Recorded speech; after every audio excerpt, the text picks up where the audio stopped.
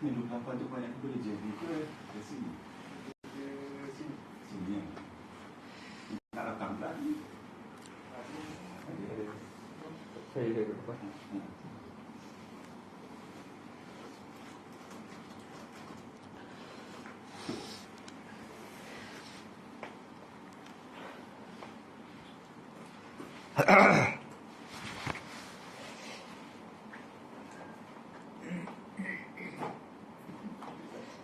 Bismillahirrahmanirrahim.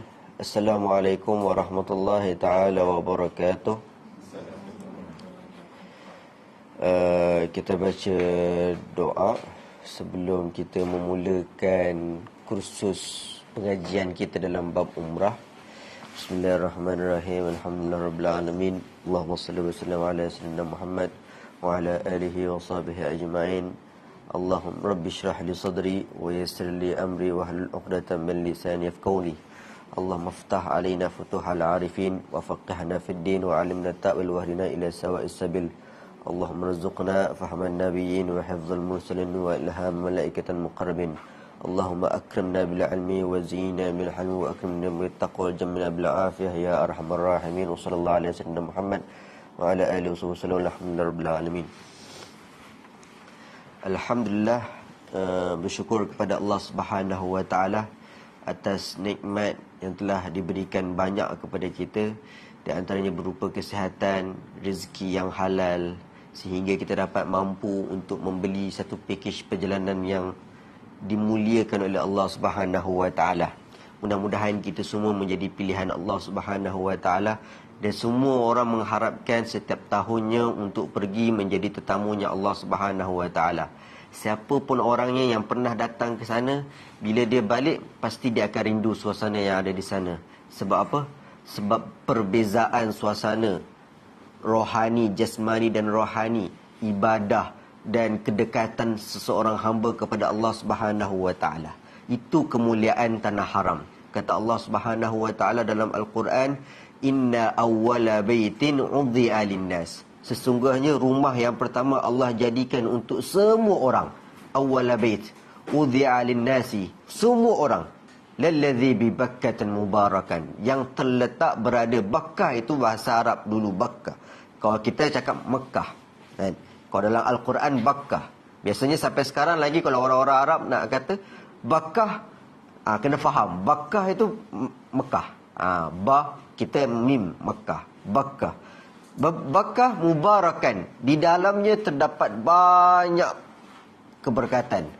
Bukan hanya keberkatan, rahmat Allah turun. Bahkan Rasul sallallahu alaihi wasallam juga memberikan kesimpulan bagi mereka yang selalu keluar negeri, keluar negara, suka holiday jauh-jauh. Kata Rasul sallallahu alaihi wasallam, la tushaddur rihal illa thalath. Jangan banyak berjalan jauh-jauh melainkan tempat tiga ni. Salatu fil masjidi, kemudian fil masjidil haram, kemudian masjidil aqsa.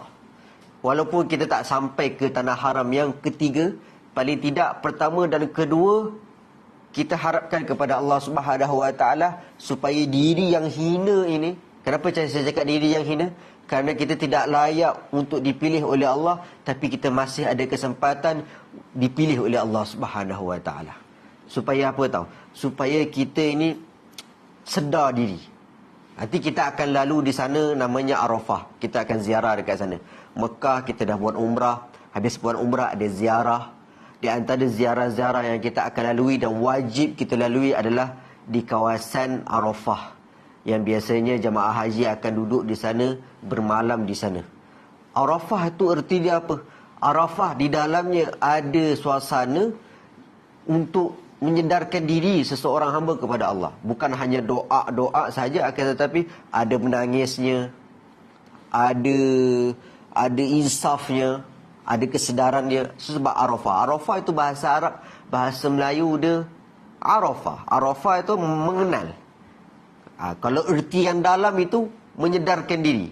Kenal untuk sedar diri, bukan kenal untuk bangga, bukan kenal untuk aku alhamdulillah dah sampai sini, ambil gambar.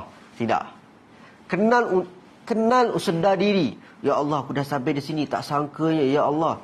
Tapi biasanya yang dapat dia punya yang lebih syahdu lagi bila nampak Kaabah.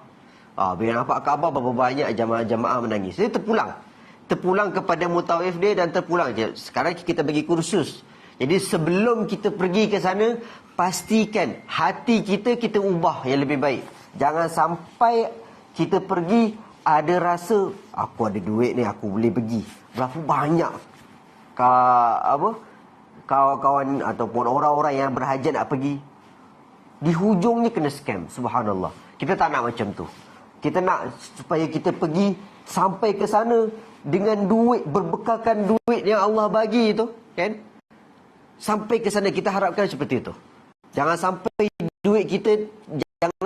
duit yang kita beli ni penghujungnya adalah penipuan, scammer dan lain-lain. Sebab itu kalau Allah nak pilih, Allah pilih. Berapa banyak jemaah haji yang mampu, tapi sampai ke sana. Sebab apa? Sebab semua mereka adalah pilihan Allah Subhanahu Wa Taala. Yang pertama adalah sangkaan kita. Sangkaan buruk kita.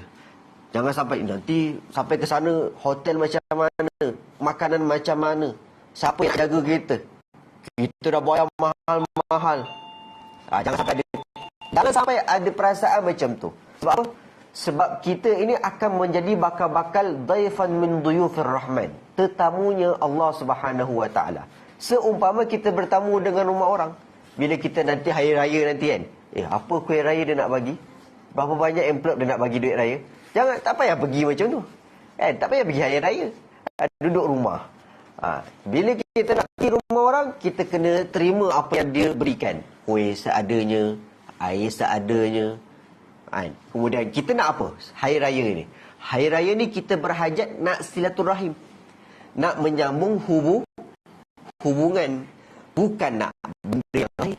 Itu erti hari raya. Tapi orang kadang salah faham, hari raya kena siapkan duit raya. Tak. Kena siapkan makanan yang mewah-mewah. Kambing semua kan. Tidak. Hari raya adalah hari untuk menyambung silaturahim sesama keluarga, sahabat handai. Bukan kerana wang, bukan kerana makanan, bukan kerana jemputan. Tunggu jemputan dulu tu baru kita datang. Tidak. Berapa banyak kan jamuan raya di mana-mana, di masjid ada, di surau ada, rumah terbuka ada. Silakan nak datang, tak ada masalah. Tapi yang dipentingkan adalah keluarga kita dulu baru kita datang. Dah selesai keluarga, baru kita pergi ke orang lain. Begitu juga kita dengan Allah Subhanahu Wa Taala. Berapa banyak dia nak bagi dengan kita, itu terpulang kepada Allah. Ada orang yang pergi mudah, ada orang yang pergi susah, macam-macam. Alhamdulillah, kita mudah-mudahan kita dapat pergi naik kapal terbang sampai dijemput oleh seseorang di sana, dilayani, diberi layanan, naik bas, diberi tazkirah, diberi ucapan macam-macam, diberi talbiyah, labbaik Allahumma, ada orang tuntun kita labbaik Allahumma labbaik. Ada juga yang pergi tidak dijemput siapa-siapa, pergi DIY. Sampai juga. Walaupun berbekal dengan YouTube saja, berbekal dengan kursus-kursus DIY saja, tapi sampai ke sana. Macam mana? Beli visa, lepas tu beli tiket, lepas tu sampai ke sana. Tapi terbatas. Walaupun terbatas, tapi mereka merasakan syahdu yang luar biasa. Nampak Kaabah, subhanallah, aku sorang-sorang sampai. Sebab apa? Sebab memang Allah pilih. Allah dah jemput dia. Jadi kita ramai-ramai sememangnya, selayaknya kita semuanya telah dipilih oleh Allah. Pergi, ada yang pergi sekarang, ada yang pergi bulan ini, ada yang pergi bulan depan, ada yang pergi bulan 9 pula tu. Subhanallah. Sebab apa? Sebab semangat untuk mencari pilihan Allah Subhanahu Wa Taala. Jadi jangan sampai dalam hati kita ada perasaan buruk. Bila ada perasaan buruk, dia kadang-kadang Allah boleh bertukar. Ni orang ni tak sesuai, aku tak nak. Jangan sampai macam tu. Bila kita ada sangkaan buruk, kadang-kadang ada kepenatan, nanti susah, nanti macam mana, nanti saya nak bawa anak macam mana. Dipikir macam tu.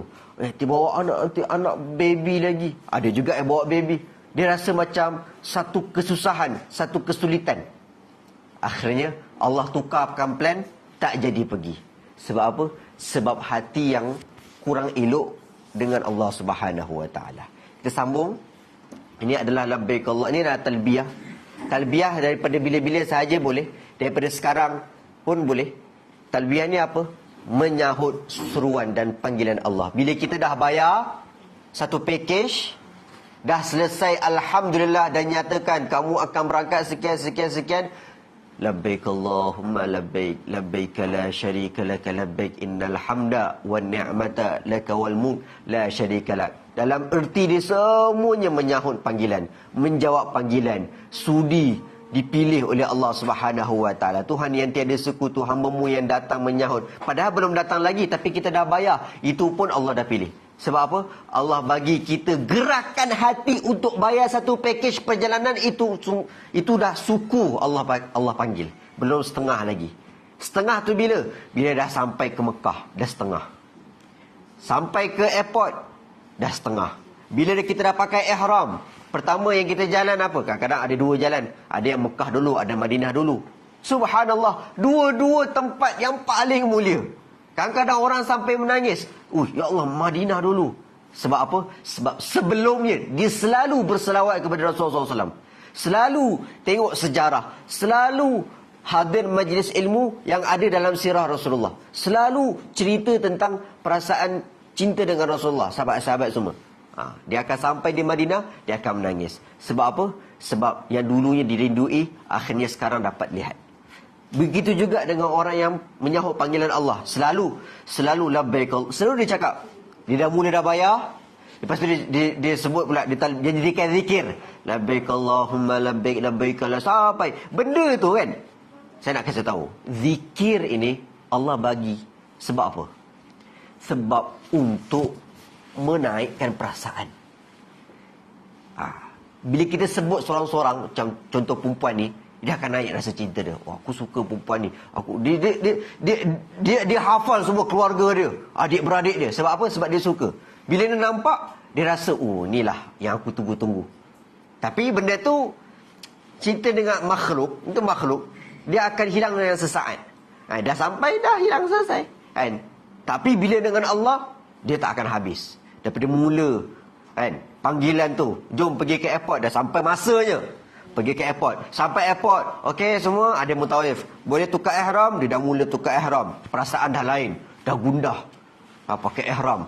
Okey, semua dah dapat boarding pass, pergi. Pergi dalam keadaan, orang kata, masih lagi menyebut labbaik Allahumma labbaik, labbaik. Dia dah sebut bila? Bukan sebut waktu ke airport. Dia dah sebut dah berbulan-bulan, dah berminggu-minggu, dah berhari-hari dia dah sebut labbaik Allahumma labbaik, labbaik la syarika lak, labbaik. Satu hari berapa? Satu hari 100 kali dia sebut. Bila sampai tanah haram, kesan dia apa? Meneteskan air mata. Tapi bila dia orang tu tak sebut, dia rasa tak apalah, labbaik Allahumma labbaik, tak apa. Itu nanti kat bas nanti boleh lah. Sampai sana, nampak macam biasalah Kaabah tu. Biasalah orang. Kita mampu beli. Sebab apa? Sebab dia ada rasa kemampuan. Bila dia rasa kemampuan, dia pergi dan dia balik, hati dia tetap macam tu. Sebab apa? Sebab tidak ada zikir yang melambangkan perasaan dia, kesedaran dia dengan Allah Subhanahu wa taala. Labbaik Allahumma labbaik, labbaik la syarika lak, labbaik innal hamda wan ni'mata lak wal mulk la syarika lak. Biasanya kalau saya bawa, saya freelance. Saya mutawif freelance. Saya macam-macam travel saya bawa. Biasa 2 minggu sebelum, kadang-kadang pihak travel dah masukkan ke dalam grup. 2 minggu sebelum. Ada yang sebulan sebelum. Terpulang masing-masing. Bila saya masuk, saya bagikan zikir. Ini zikir. Bagi yang tak pernah solat tahajud, saya suruh solat tahajud. Yang tak pernah solat duha, saya suruh solat duha. Yang tak pernah selawat, saya suruh selawat banyak-banyak satu hari.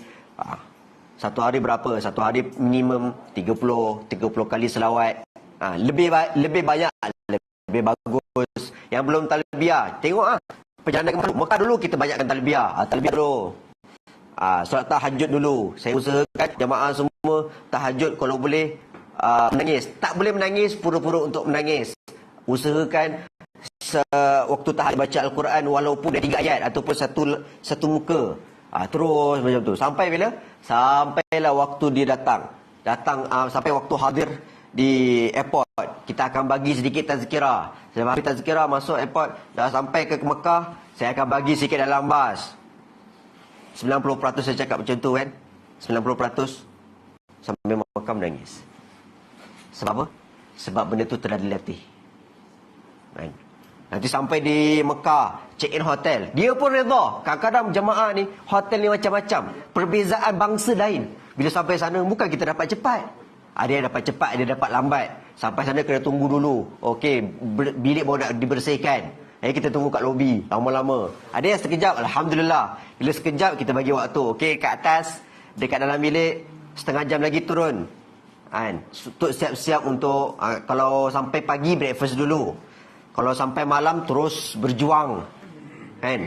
Berjuang untuk pergi umrah. Pergi naik atas, solat qadha ataupun solat jamak takdim, kemudian turun ke bawah. Lepas tu talbiah lagi, talbiah sambil menunggu kawan-kawan supaya kumpul semua, jalan sama-sama. Saya suruh jemaah, jangan tengok atas, tengok bawah. Sebab apa? Sebab itu menunjukkan kita untuk tawaduk. Jalan ke bawah, takut nanti akan ada tai ke apa, cicak ke kan. Tunduk ke bawah. Turun jemaah tu, tunduk ke bawah, naik eskalator turun, sampailah ke halaman dataran Mekah tu, Masjidil Haram. Turun, orang ramai-ramai tu. Malam-malam memang ramai orang umrah. Malam-malam memang ramai. Tapi memang syahdu. Sebab apa?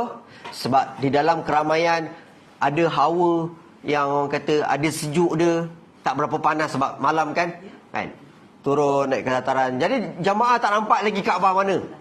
Turun tengok ke bawah sebab kadang-kadang kita pakai voice apa nama dia? Ini apa nama dia? Itu macam sound tu kan. Semua jadi mutawif tak perlu nak pekik-pekik, tak perlu nak bising-bising. Pakai itu saja. Jamaah ramai 20 orang, 30 orang, semua duduk talbiah. Sampai eskalator turun ke bawah.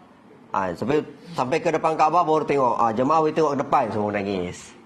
Dah sampai Kaabah. Macam tu. Sebab apa? Sebab kita latih sebelum pergi adalah keinsafan. Sebelum pergi kesedaran. Sebelum pergi pilihan. Ini kita menjadi pilihan tetamunya Allah Subhanahu Wa Taala. Objektif yang pertama adalah mengetahui pengertian rukun, wajib dan cara mengerjakan umrah. Ini yang pertama adalah kita cerita tentang hukum hakam.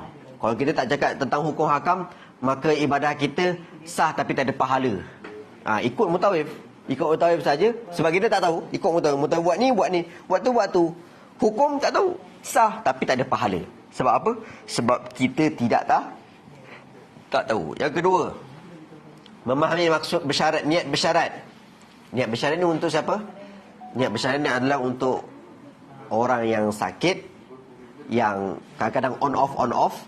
Dan yang terutama, yang khususnya adalah untuk perempuan yang sedang mengalami haid ataupun datang bulan. Yang ketiga, mengetahui pengertian hukum dan permasalahan tawaf wada'. Yang keempat, mengetahui kelebihan dan tempat bersejarah yang ada di Madinah. InsyaAllah. Ini kandungan yang kita akan ceritalah. Pengertian rukun dan wajib umrah. Cara-cara mengerjakan umrah dan bersyarat. Bismillahirrahmanirrahim. Pengertian umrah. Mengunjungi Baitullah Al-Haram. Ini adalah pengertian. Bila kita dijadikan tetamu Allah, kita nak pergi umrah, ini pengertian dia.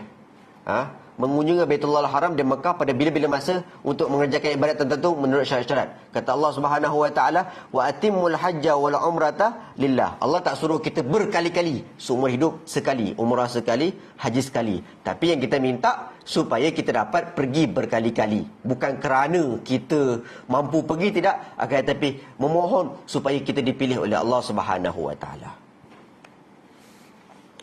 Rukun umrah dengan haji lain, kan? Haji dia ada lebih sikit. Rukun umrah, niat ihram. Niat ihram tu apa? Niat ketika nak pergi umrah. Biasanya yang lebih jelasnya adalah niat di miqat. Miqat biasanya ada, kalau dari Malaysia dia akan miqat dalam atas kapal terbang. Kalau berada di Mekah, miqatnya ada di masjid, di beberapa, tak semua masjid, ada tempat-tempat yang dijadikan miqat. Miqatnya tempat niat ihram. Dalam keadaan sudah memakai pakaian ihram. Bukan niat dalam keadaan pakai baju biasa, tidak. Jadi niat ihram umrah ini sebenarnya dah pakai pakaian ihram, tapi boleh saja daripada rumah. Supaya apa? Supaya tidak terlepas niat tersebut. Kadang-kadang dekat dalam kapal terbang tidur ke. Tapi biasanya mutawif akan kejutkan. Kejutkan ni nak mikot. Semuanya dalam keadaan dah pakai baju ihram, kan? Dah tak ada apa-apa kain ataupun baju yang berjahit. Waktu tu dia akan niat ihram umrah. Biasanya di mikot. Yang kedua adalah tawaf. Tawaf. Setelah niat ihram umrah, sampai ke Mekah, talbiyah, check in hotel, habis check in, turun ke bawah saya ceritakan tadi, kemudian pergi tawaf. Pergi tawaf berapa kali? 7 kali pusingan. Tawaf pun ada apa niat? Ada juga niat dia. Tawaf ada niat. Niat ihram juga niat. Tawaf juga ada niat. Habis tawaf 7 pusingan, kemudian sa'i. Sa'i pun 7 pusingan juga. Cuma bukan 7 kali. Dia ganjil dan genap. Ganjil, genap, ganjil, genap. Kemudian dah habis sa'i 7 pusingan, bergunting dan bercukur. Bergunting maksud dia apa? Yang kita ada rambut dia kita gunting. Tapi yang tak ada rambut, contoh dia dah buat umrah kedua. Biasa umrah pertama terus botak. Umrah kedua pakai pisau cukur. Lalukan sahaja. Kemudian tertib pada semua rukun. Kena tertib. Ustaz, saya tak larat lah nak sa'i dulu, boleh tak? Tak boleh. Sebab kena tertib. Ustaz, nanti saya nak gunting, takut nanti lupa. Gunting dulu. Tak boleh. Nanti dia akan kena bayar dam. Bila terlepas daripada benda-benda ni semua, kan, nanti orang offer, nak gunting tak? Kita pun gunting lah, ikut orang gunting. Akhirnya kita kena dam. Sebab apa? Sebab tidak tertib. Niat ihram umrah adalah rukun. Berniat ini ada wajib dilakukan di miqat. Harus berniat ihram sebelum di miqat. Kalau kita daripada Malaysia, miqat dia dalam atas kapal terbang, dekat perbatasan antara nak masuk laut Saudi, dekat Jeddah. Dia nanti akan ada announcement daripada pilot yang menyatakan kita dah lalu miqat. Semua niat ihram. Macam tu. Setelah berniat ihram di miqat atau sebelumnya, wajib meninggalkan larangan dalam ihram. Apa larangan dalam ihram? Di antaranya adalah pakaian-pakaian berjahit, mencabut bulu, garu-garu, lepas tu cabut, dah kena dam. Itu antara larangan ihram. Kadang-kadang tak perasan, kopiah letak, ni dah semua, dah niat ihram. Tiba-tiba kat depan kerusi kita, pakai pula. Dah kena dam. Walaupun pakai saja, kena dam. Sebab apa? Sebab itu adalah larangan di dalam ihram. Begitu juga yang pergi suami isteri. Tak tahu, kita kasih tahu. Suami isteri. Sampai pula di sana, ada pula syahwat besar. Sampai dalam hotel pun luar biasa hotel kan. Besar, sedap pula tu. Buat, habis. Kena dam, dia besar juga. Itu di antara fasad-fasad umrah yang merosakkan ibadat umrah, bersetubuh, mengeluarkan air mani. Itu pun di antara dam-dam yang besar yang merosakkan ibadat umrah. Itu yang besar. Yang kecil dah apa? Yang kecil macam tadi, cabut bulu, habis itu memakai pakaian berjahit, habis tu pakai perfume, wangi-wangian. Nak pakai wangi boleh. Pastikan sebelum pakai ihram. Contoh dalam kapal terbang. Kapal terbang kan banyak perfume dalam toilet tu. Toilet tu pakai je. Lepas tu baru pakai ihram. Lepas tu baru niat, tak ada masalah. Nak simbang dengan air perfume pun tak ada masalah. Yang penting sebelum niat. Contoh dia lah kan, niat dia kan. Niat dia supaya kita nak pergi umrah, orang-orang yang bersama kita semuanya merasakan keselesaan, kewangian apa semua. Simbah tak ada masalah kan. Lepas tu baru pakai kain ihram, lepas tu baru niat. Tapi dah habis pakai, lepas tu baru nak pakai perfume, boleh pakai. Tapi siap bayar je lah. Bila bayar, dia macam jadi kurang sempurna sikit. Dah kena bayar dam. Macam tu. Memakai pakaian ihram, 2 helai kain. Lepas dia nak berjatuh selai, dia pakai untuk menutup auratnya. Dan di antara pusat dan lutut. Kalau untuk perempuan, bebas nak pakai apa, baju hitam ke baju putih ke, yang penting tak boleh tutup muka dengan telapak tangan. Ni ada kat belakang ni ada ihram. Ustaz, ada satu je, tak apalah. Dia ada 2 sebenarnya. Dia ada dua. Cara dia senang kan? Cara dia senang aja. Macam pakai kain pelikat. Kan? Ada yang 3 kali sebab nak apa? Nak senangkan. Kalau saya macam kain pelikat saja. Kan? Lepas tu dah. Kan? Lepas tu biasa kalau nak ketatkan lagi pakai tali pinggang. Tali pinggang tu ada je kat Maidin. Kan? Tali pinggang ihram umrah. Orang yang Bangla tu tahulah. Umrah dekat atas ada. Semua dia tahu. Lepas tu lipat sikit, masuk, lepas tu ketatkan lagi. Dah selesai. Kan? Macam buat kain pelikat. Kan? Tak perlu kita suruh orang, sini, dek, abang, tolong sikit. Ni, masukkan lagi. Kan? Last terburai. Kan? Sebab apa?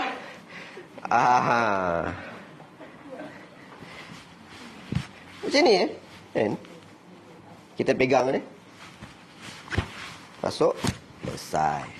Ni masukkan lagi. Sebab saya kurus. Kadang-kadang orang yang besar tu dia muat-muat je lah. Kan? Kalau untuk kanak-kanak ada. Untuk kanak-kanak memang ada. Kena cari kat online. Kat kedai tak ada. Kena cari kat Shopee. Kenapa? Kalau yang tak dapat, beli kain ihram dekat ni lah, kat Maidin. Saya biasa beli kain ihram kat Maidin. Kemudian yang kedua, macam ni. Yang ni letak kat dalam supaya tidak terkeluar. Kan? Ni letak kat dalam, ini letak kat dalam dah. Jadi tak nampaklah badan tu. Tapi kalau dia pusing macam ini, boleh saja. Tapi nanti lama-lama jatuh juga nampak. Tak ada masalah, semua tak ada masalah. Dan sebab bila turun Mekah dulu, dia kena susah lah sikit, kena jaga kain ihram bila turun Mekah. Tapi alhamdulillah, jamaah yang turun Mekah kan, kalau kat Madinah sakit pun benda wajib dah selesai. Tapi kalau turun Madinah kena jaga kesihatan. Sebab apa? Sebab Mekah kita banyak bergerak dan berjalan.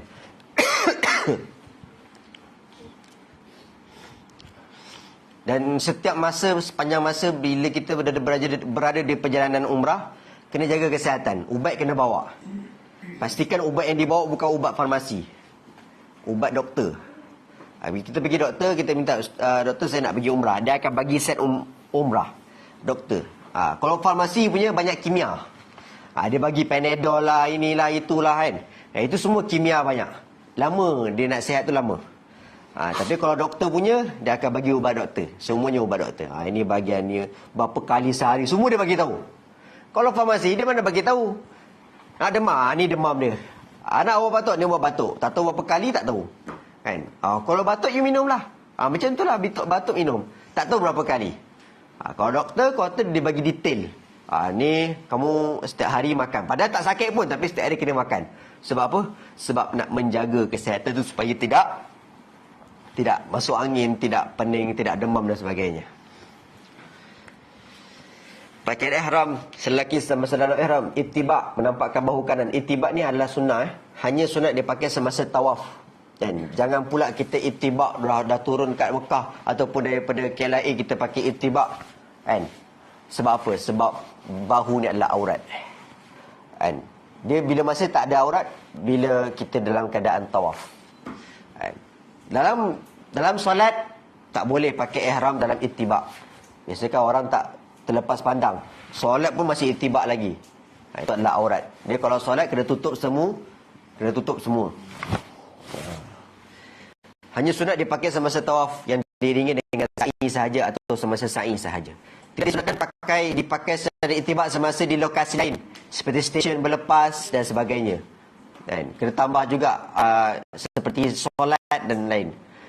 Begitu juga ketika solat makruh elak secara ittiba'.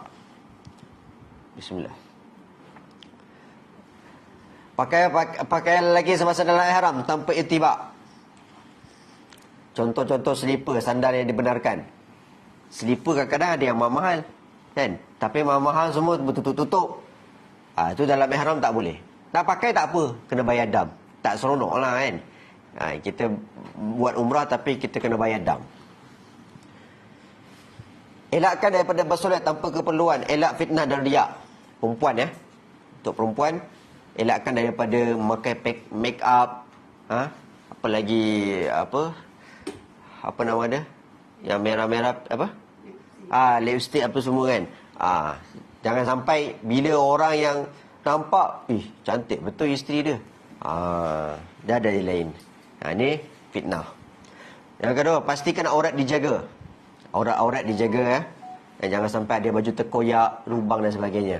Kain telekung dan pakaian bersesuaian agar tidak menampakkan bentuk badan aurat. Benda ni dah banyak kan. Disebabkan kerana fashion, dia boleh, tak ada masalah. Tak pakai telekung pun tak apa. Kadang-kadang pakai baju nelofa ke, pakai baju apalah kan. Tapi nampak. Tubuh badan dia tu nampak. Biasanya kat sana, jarang kita nampak orang-orang pakai fashion-fashion daripada Malaysia. Biasa pakai jubah hitam. Sebab apa? Sebab itu adalah memang tak nampak benda tu. Bila nampak ketat sangat. Jadi, itu akan menimbulkan fitnah. Orang tengok, dia tahan. Disyorkan memakai kain tebal dan panjang supaya tidak menampakkan aurat. Elakkan daripada memakai cermin mata yang besar sehingga menutup muka. Cermin mata tak ada masalah. Nak pakai. Ini slipper, ini contoh slipper yang dibenarkan untuk dalam ihram lah. Yang tak nak pakai dam lah. Ni lepas daripada dam. Kalau tutup, boleh pakai tapi kena bayar dam. Sunat ihram, amalan sunat sebelum niat ihram. Sebelum kita berangkat, contoh lagi beberapa hari lagi, lagi 2-3 hari lagi kita disunahkan untuk mengerat kuku, potong kuku. Kalau ada janggut, misai, serabai, kena atur balik, kan? Kemaskan balik, menanggalkan bulu ketiak hari-hari dan sebagainya. Mandi sunat ihram. Ada niat dia, bukan mandi gitu Mandi sunat ihram, kena ada niat. Kalau tak tahu niat bahasa Arab, bahasa Melayu pun boleh. Sahaja aku mandi sunat ihram untuk mengerjakan umrah kerana Allah Ta'ala, tu mandi. Ada pahala. Kalau kita mandi, tak ada niat, tak ada pahala. Cuma tak ada dosa. Tak ada pahala dan tak ada dosa. Mubah nama dia. Itu hukum dia mubah. Makan juga begitu. Macam-macam. Kita makan, kita tidur. Kita tidur niat untuk bangun tahajud, ada pahala. Aku tidur ni kerana aku nak bangun tahajud kerana Allah Ta'ala, dapat pahala tidur.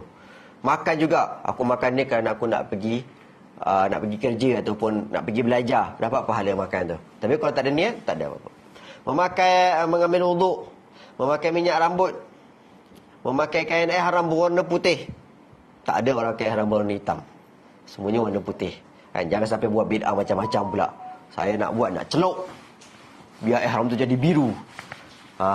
Itu dah satu. Boleh tak ada masalah. Tapi lebih bagus pakai warna putih.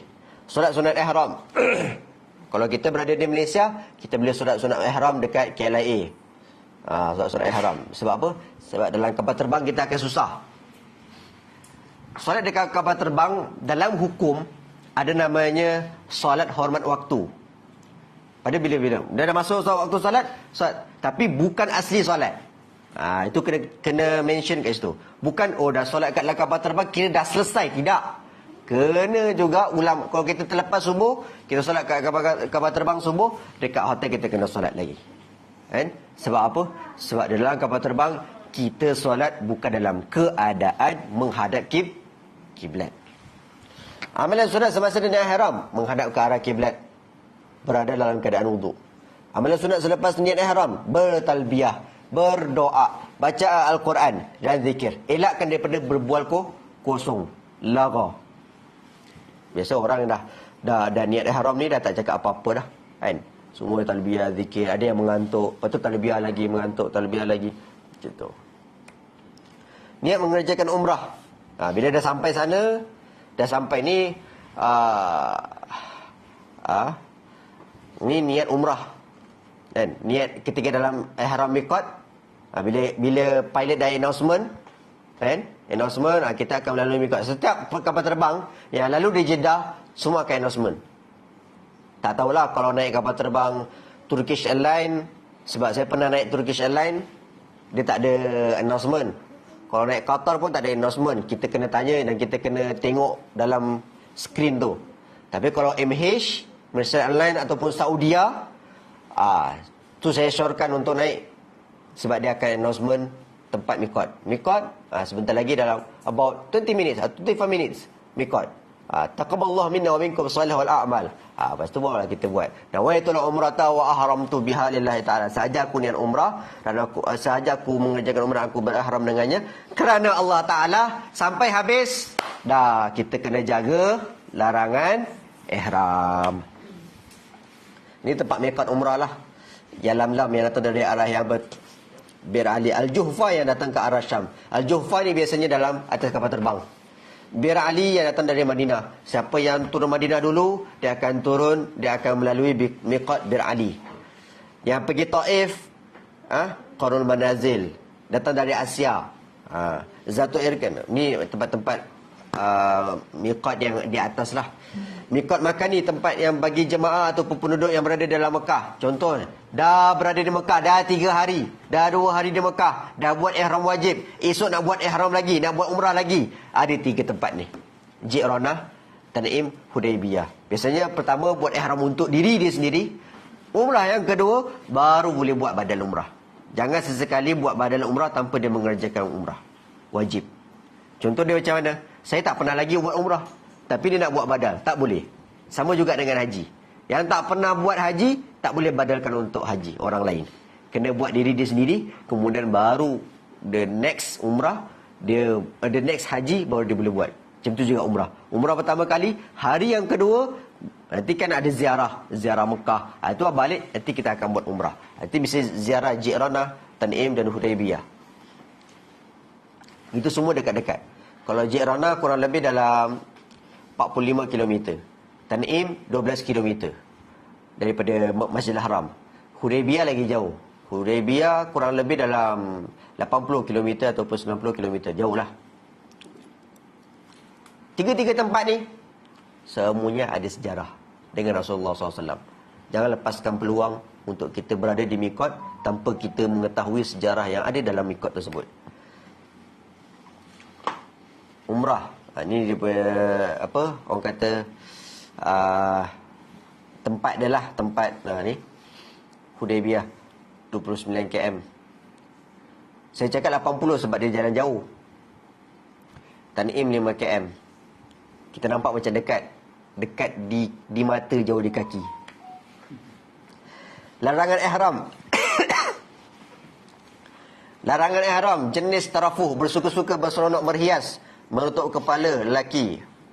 Kan? Berhias tak? Menutup kepala. Pakai songkok. Selain pakai songkok apa? Pakai topi, cap dan sebagainya. Pakaian bersarung lelaki. Menutup muka perempuan. Berhias tak? Berhias. Tutup muka pakai celak. Berhias. Sarung tangan, bau-bauan, minyak di kepala dan janggut, mukadimah jima', bersetubuh, nikah dan kahwin. Sengaja dikenakan dam. Tidak sengaja tidak berdosa dan tidak dikenakan dam. Tapi tengok juga apa yang tidak sengaja tu. Takkanlah bersetubuh tak sengaja kan. Faham-faham je lah kan. Jenis itlaf. Jenis itlaf ni merosakkan dia punya umrah dia. Mencabut rambut, bulu, kuku, memburu. Memburu tu apa? Memburu tu cari binatang, apa pun binatang kan, apa pun binatang dia, binatang buruan. Menebang, mencabut pokok atau tumbuh-tumbuhan kan. Macam gatal, pokok dia cantik ambil bunga dia, dah tak boleh. Dia kenakan dam. Sengaja tidak sengaja, jahil, tetap dia kenakan dam. Ini 13 larangan ihram jenis tarafuh tadi kita dah ceritakan. Itlaf. Bismillah. Tawaf dan pengertiannya, mengelilingi Kaabah sebanyak 7 pusingan dengan syarat-syaratnya. Mengelilingi Kaabah sebanyak 7 pusingan dengan syarat-syaratnya. Ada rukun yang mana, ada rukun. Ni macam-macam rukun lah. Bila kita masuk, mula-mula kita tawaf, dulu tak ada tanda tu. Tak ada tanda hijau. Dulu tak ada. Dulu kena tengok Hajar Aswad adalah pertama rukun untuk kita mula tawaf. Sekarang dah ada lampu hijau. Jadi selepas lampu hijau, itu adalah permulaan tawaf untuk semua jamaah.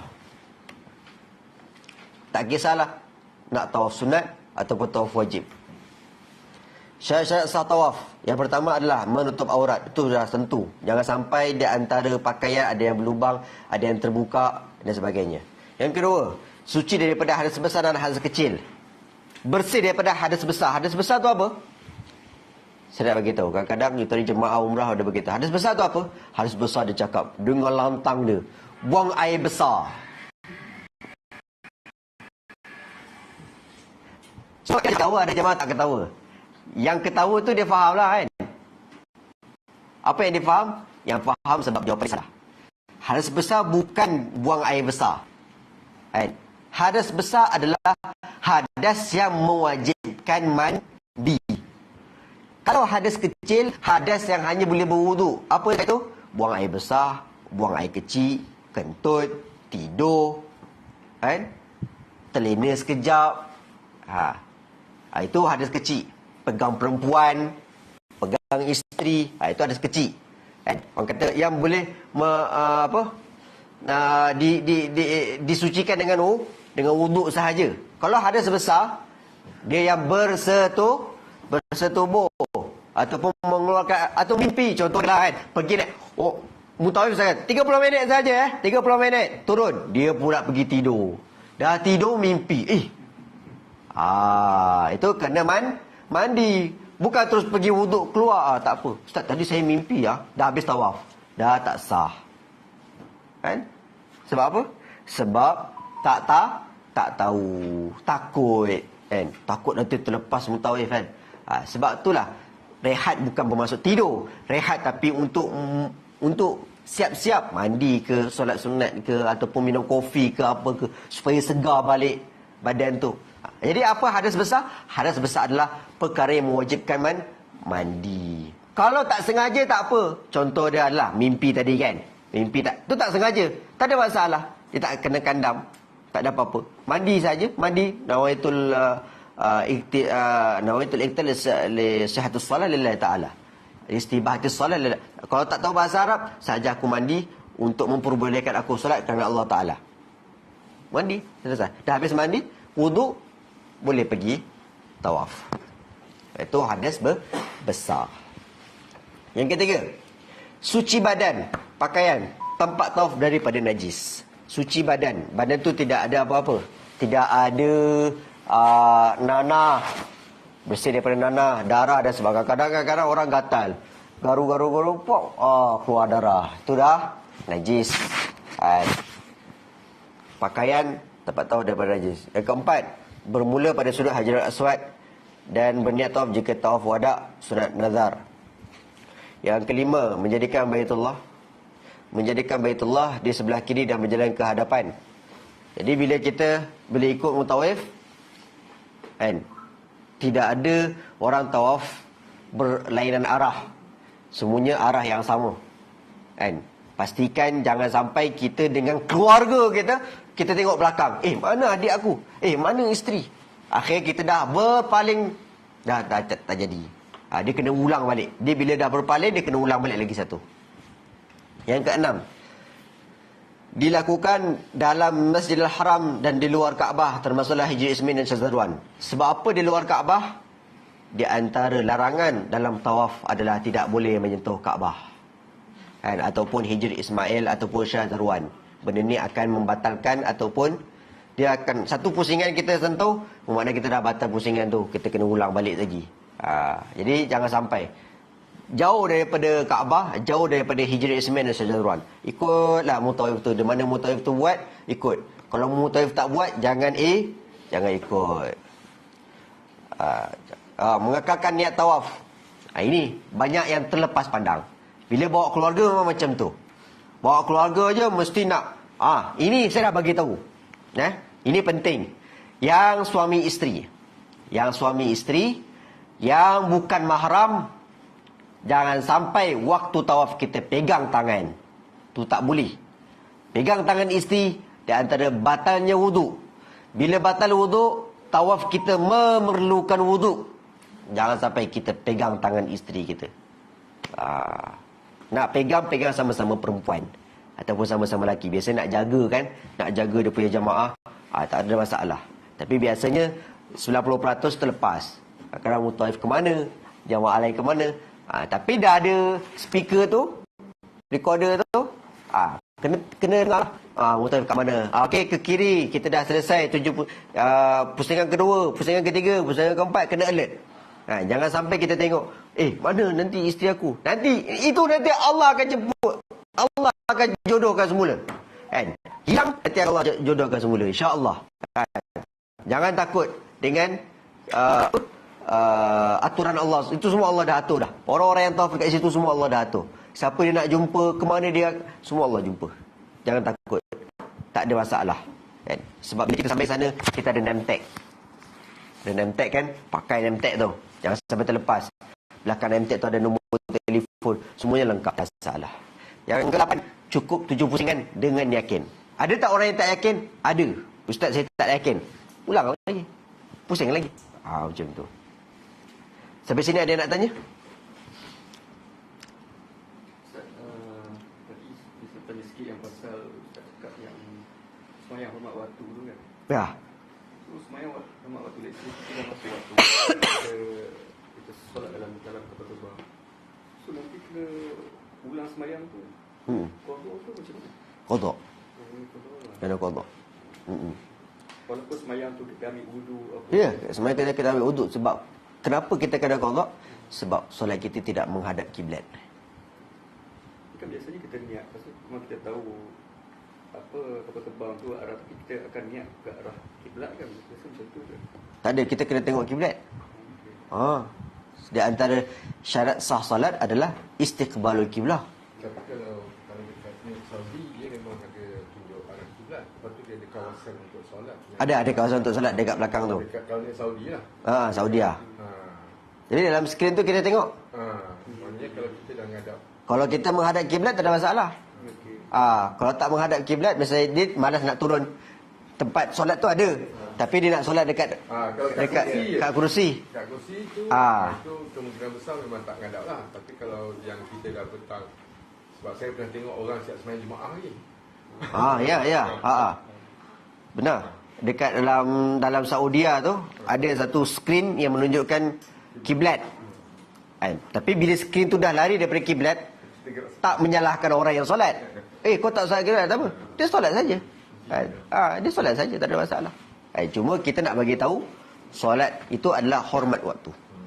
Tapi kalau yang solat tu menghadap kiblat, kalau menghadap kiblat, betul-betul menghadap kiblat, selesai, tak ada masalah. maknanya solat betul lah kan? Niat.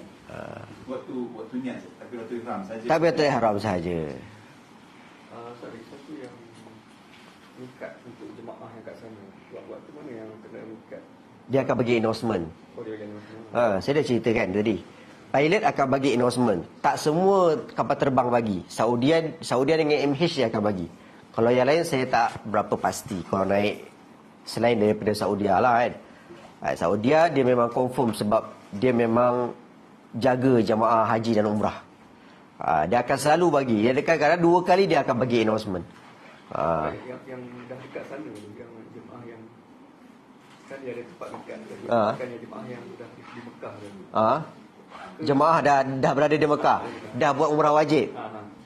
Kemudian waktu mana yang dia kena niat balik untuk mikat tu? Ada tempat, ada masjid. Bila kita dah buat umrah wajib, esok dia ada tentatif. Ada jadual, okey. Esok dia kita akan ziarah luar Mekah. Di antara ziarah luar Mekah adalah Arafah, Muzdalifah, Mina. Di antara Muzdalifah dan Mina nanti akan ada Jirona. Kalau tak Jirona, Tanim. Antara 2 tu. Itu tempat mikot.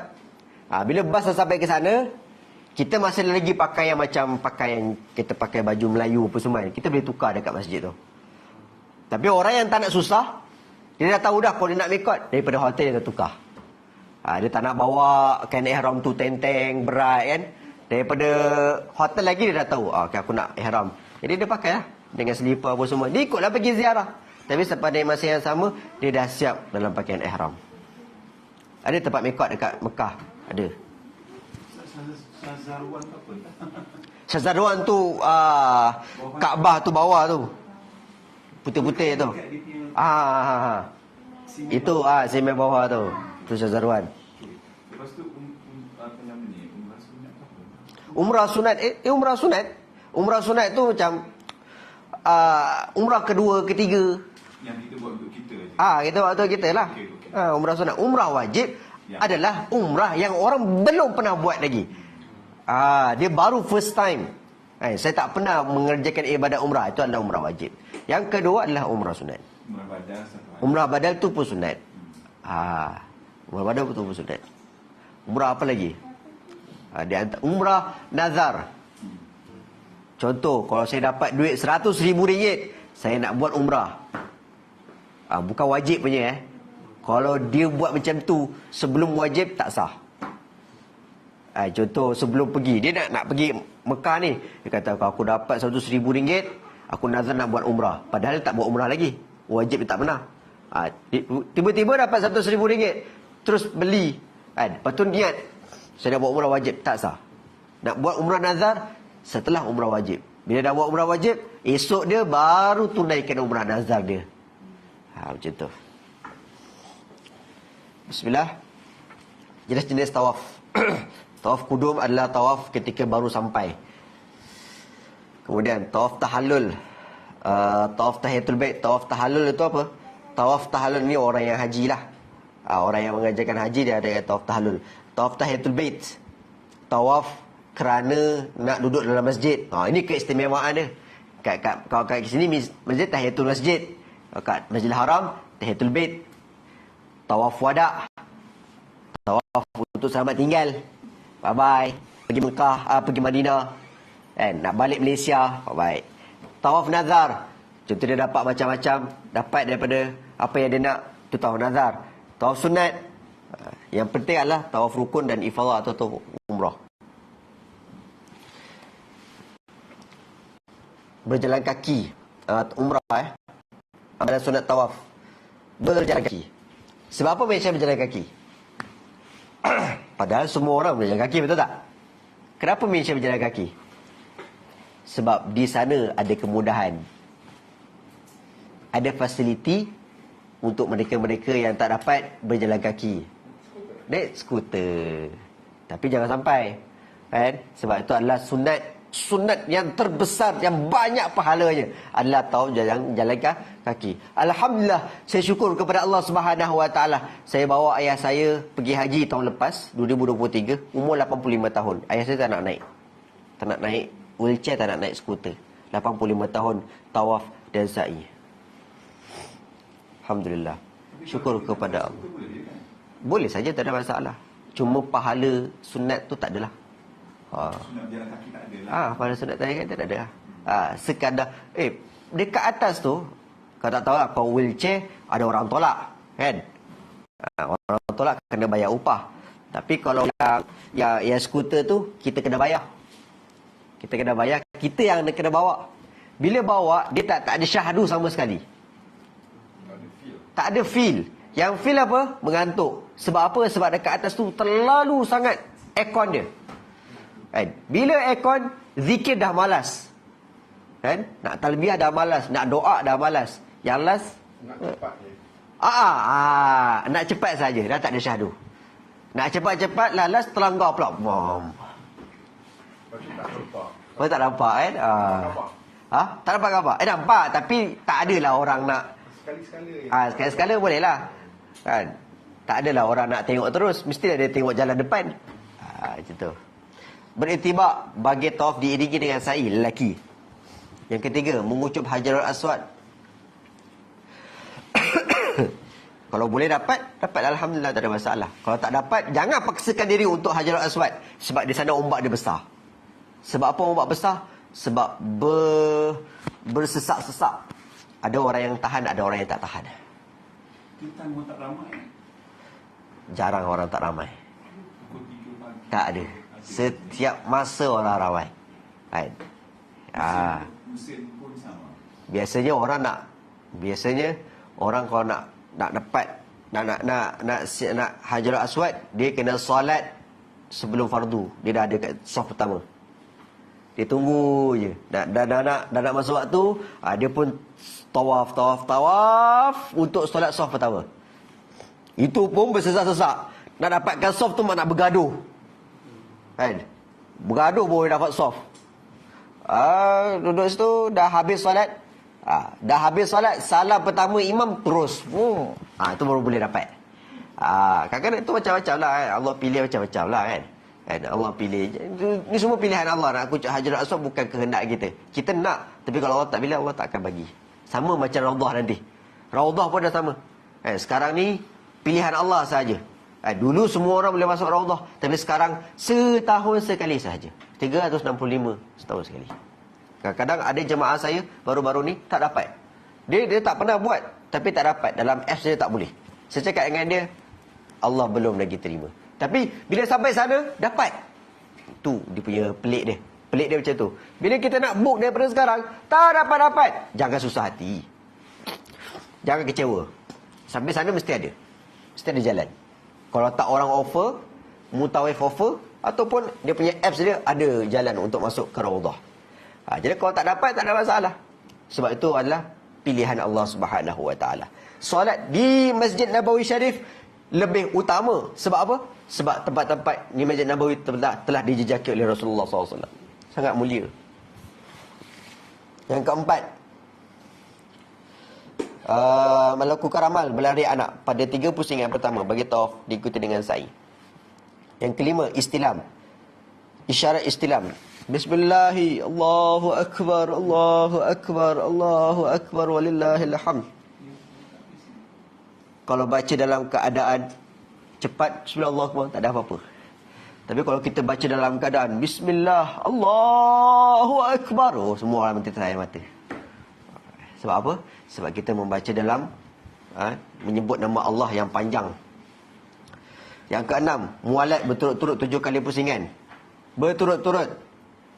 Dia baru 1 pusingan, tak apa, Ustaz, duduk dulu lah, penat. Mengucup. Lalu mengucup tapak tangan. Ada yang mengucup, itu benda ni sunnah. Nak istilam tak nak istilam pun tak ada masalah.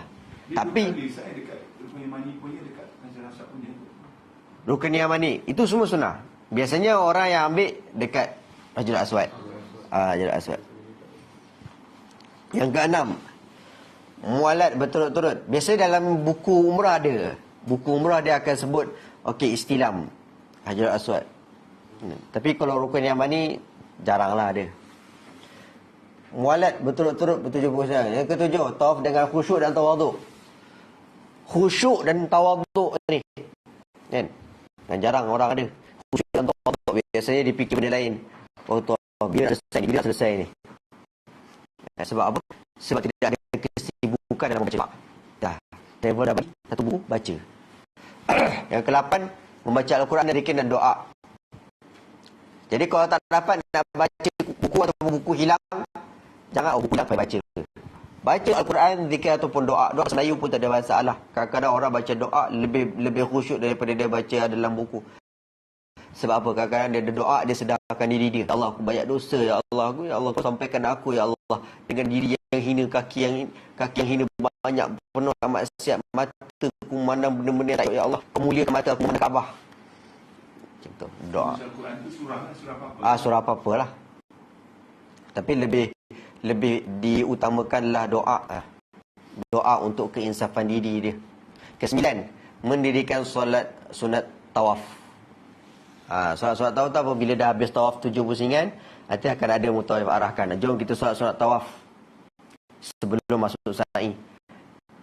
Dah solat tawaf, dah haus dah waktu tu.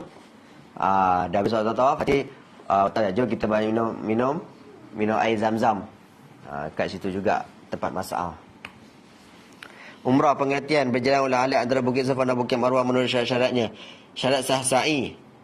Syarat sah sa'i kena sah dalam tawaf.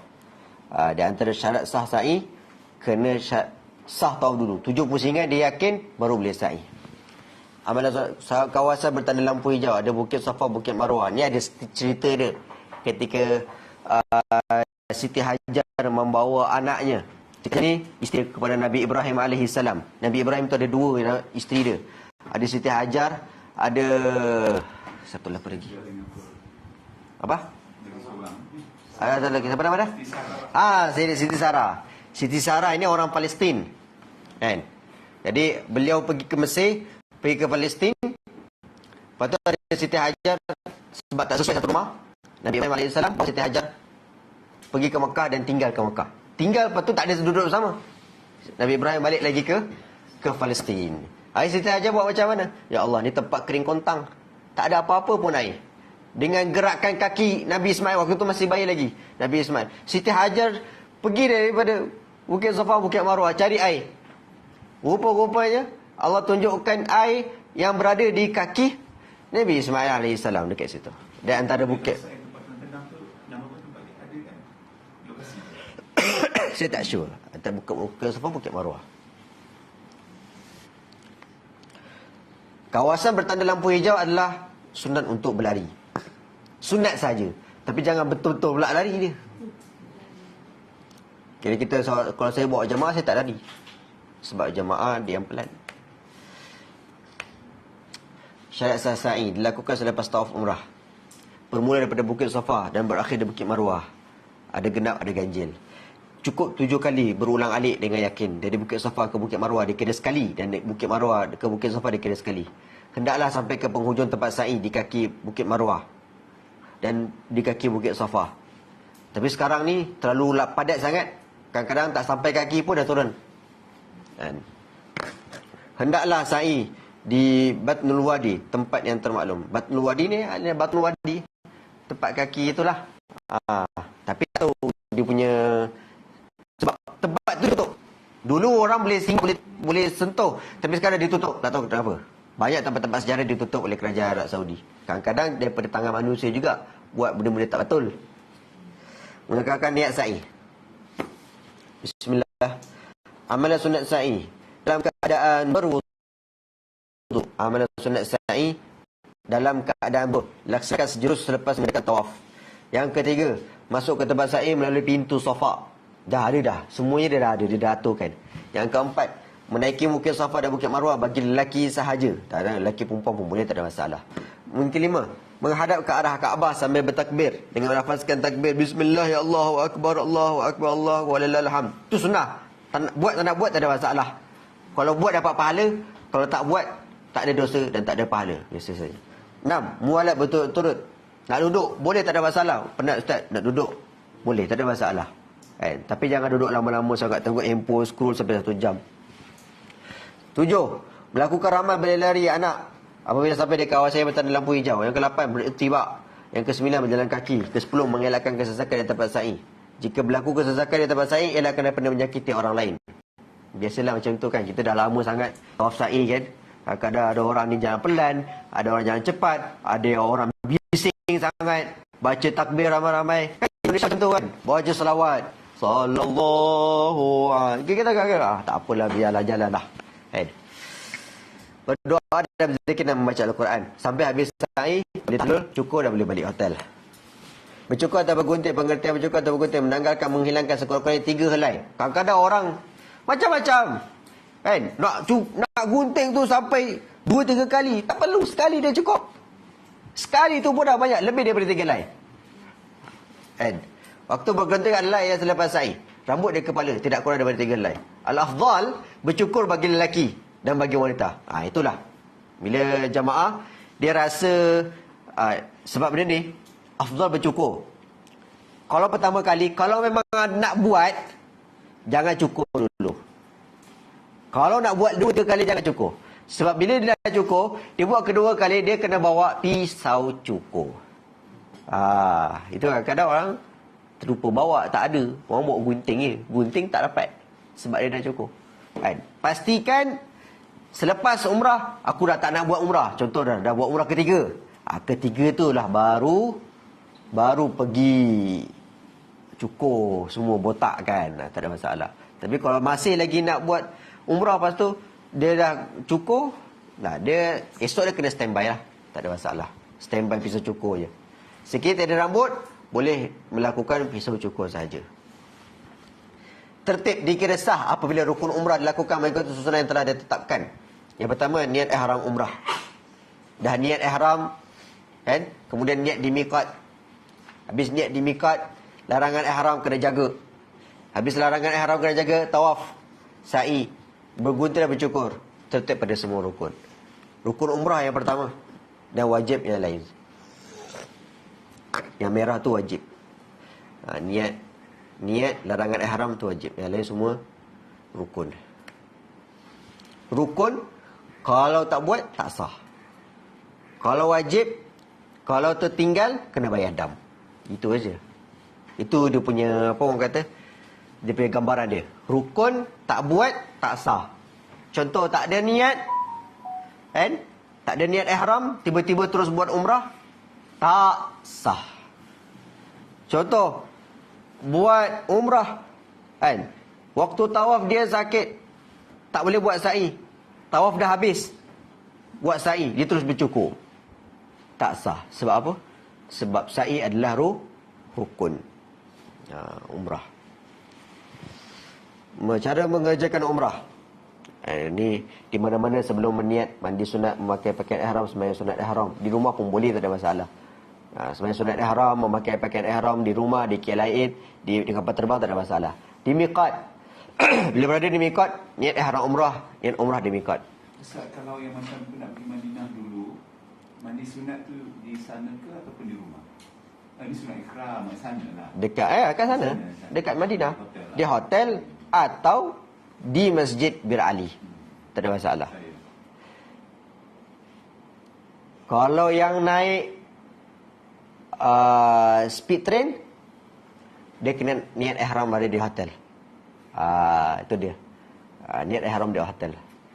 Naik speed train. Selepas niat sehingga bergunting menjaga larangan dalam masa berihram. Ada tak naik speed train? Siapa nak cuba? Cepat, 2 jam je sampai. Ya, bagi yang ada package tu, dia ikutlah, dapatlah naik speed train. Yang tak ada, naik bas pun jadilah. Kan? Sebab apa? Sebab bas dia akan lalu miqat. Speed train dia tak lalu, dia jalan saja. Selepas niat sehingga mula tawaf adalah talbiyah. Tawaf umrah, sa'i, cukur gunting di marwah, di mana-mana. Tertib laksanakan semua rukun.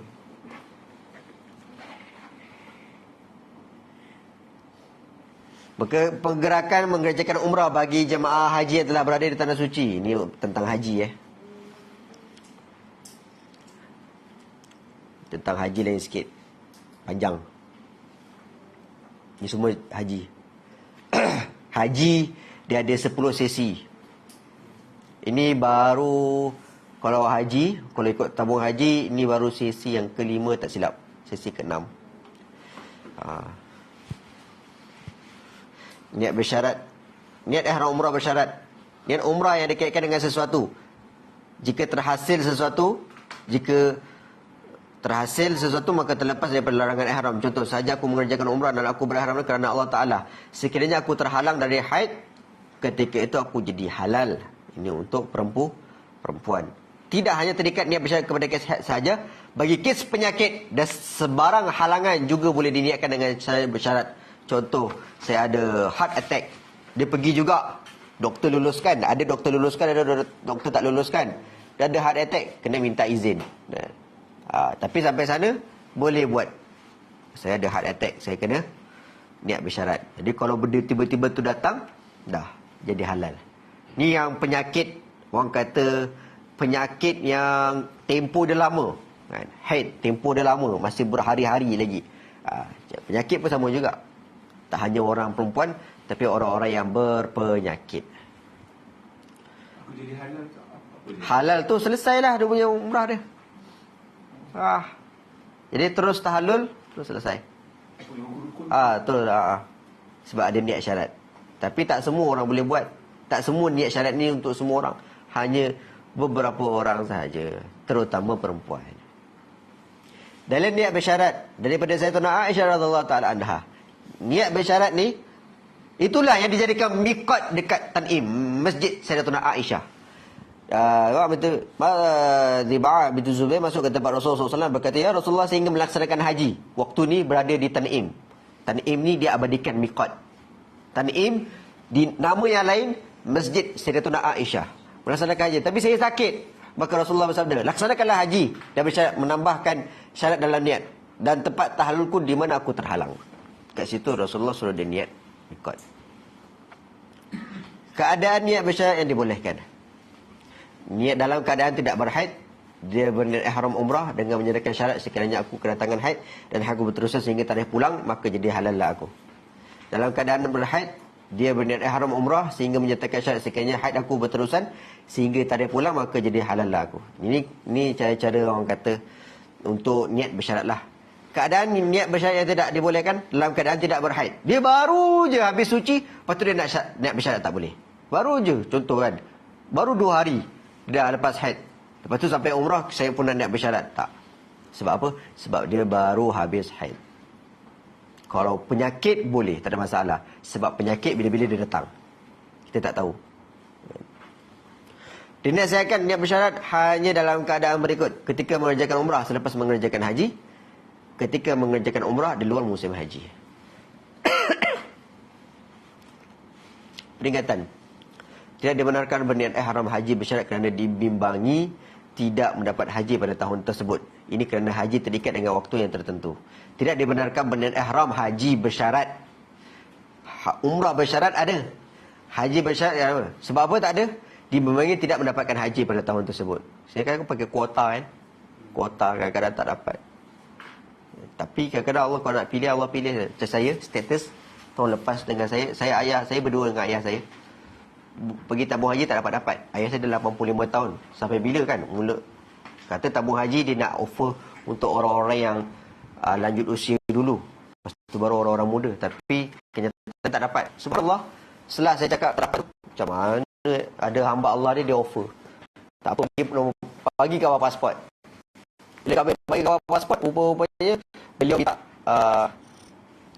visa daripada Arab Saudi. Jadi visa Arab Saudi tu dia bagi. Mula-mula kan kita takut kena scammer dan sebagainya. Tapi subhanallah, dalam keadaan yang saya tak ada apa-apa, tak ada kemampuan, itu pun ada orang bayarkan. Kan? Bukan kita bayar. Itu pun kadang-kadang bayar deposit dulu. Bila bayar penuh, sebelum berangkat baru bayar penuh. Dah dapat visa, dah jadi tiket, dah apa semua, baru bayar penuh. Kan? Itu pun masih lagi ada hutang sikit-sikit. Saya bayar dekat sana. Saya bayar dekat. Dah sampai Mekah, baru saya bayar. Sebab apa? Kadang-kadang orang tak percaya. Kan? Kita ni haji. Ada orang yang bagi sumbangan sikit. Ada yang bagi bantuan sikit. Ada yang bagi, orang kata, yalah. Kan? Dia orang nak pergi haji kan? Kan? Dengan sumbangan tu, kita bayar. Transfer lah daripada Mekah ke orang tu. Kawan, Allah nak jemput, Allah jemput saja. Tapi kalau Allah tak nak jemput, Allah tak pilih macam-macam, nanti halangan dia. Jadi kita daripada sekarang, kita adalah bakal-bakal tetamu Allah, kita jaga bakal-bakal tu. Kita jaga jangan sampai Allah lepaskan kita. Jangan sampai Allah gagalkan pilihan kita. Jangan sampai. Tawaf wada, selamat jalan. Tawaf wada selamat tinggal diokeykan bagi mereka yang hendak meninggalkan Mekah jarak 2 marhalah. Saya umur 29 tahun. Kalau ikutkan tak layak pergi haji. Sebab apa? Sebab tak mampu lagi. Sebab haji kemarin kami keluarkan kurang lebih dalam 56,000. Saya bukan bisnes, saya bukan peniaga besar, saya bukannya ada jualan ke apa, saya tak ada apa-apa, saya cuma membawa jemaah umrah. Tapi subhanallah, bila saya niat, saya nak bawa ayah saya. Saya dah daftarkan kepada tabung haji, tapi gagal, tidak mendapatkan kuota. Tapi Allah bagi cara lain. Duit macam mana? Semuanya Allah dah atur.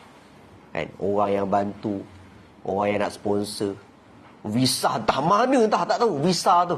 Kan? Kita pun tak tahu. Kan? Visa kata jemputan Arab Saudi.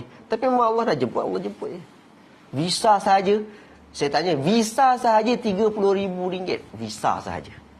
Kan? 15,000 untuk hotel. Dulu ada furada, sekarang tak ada.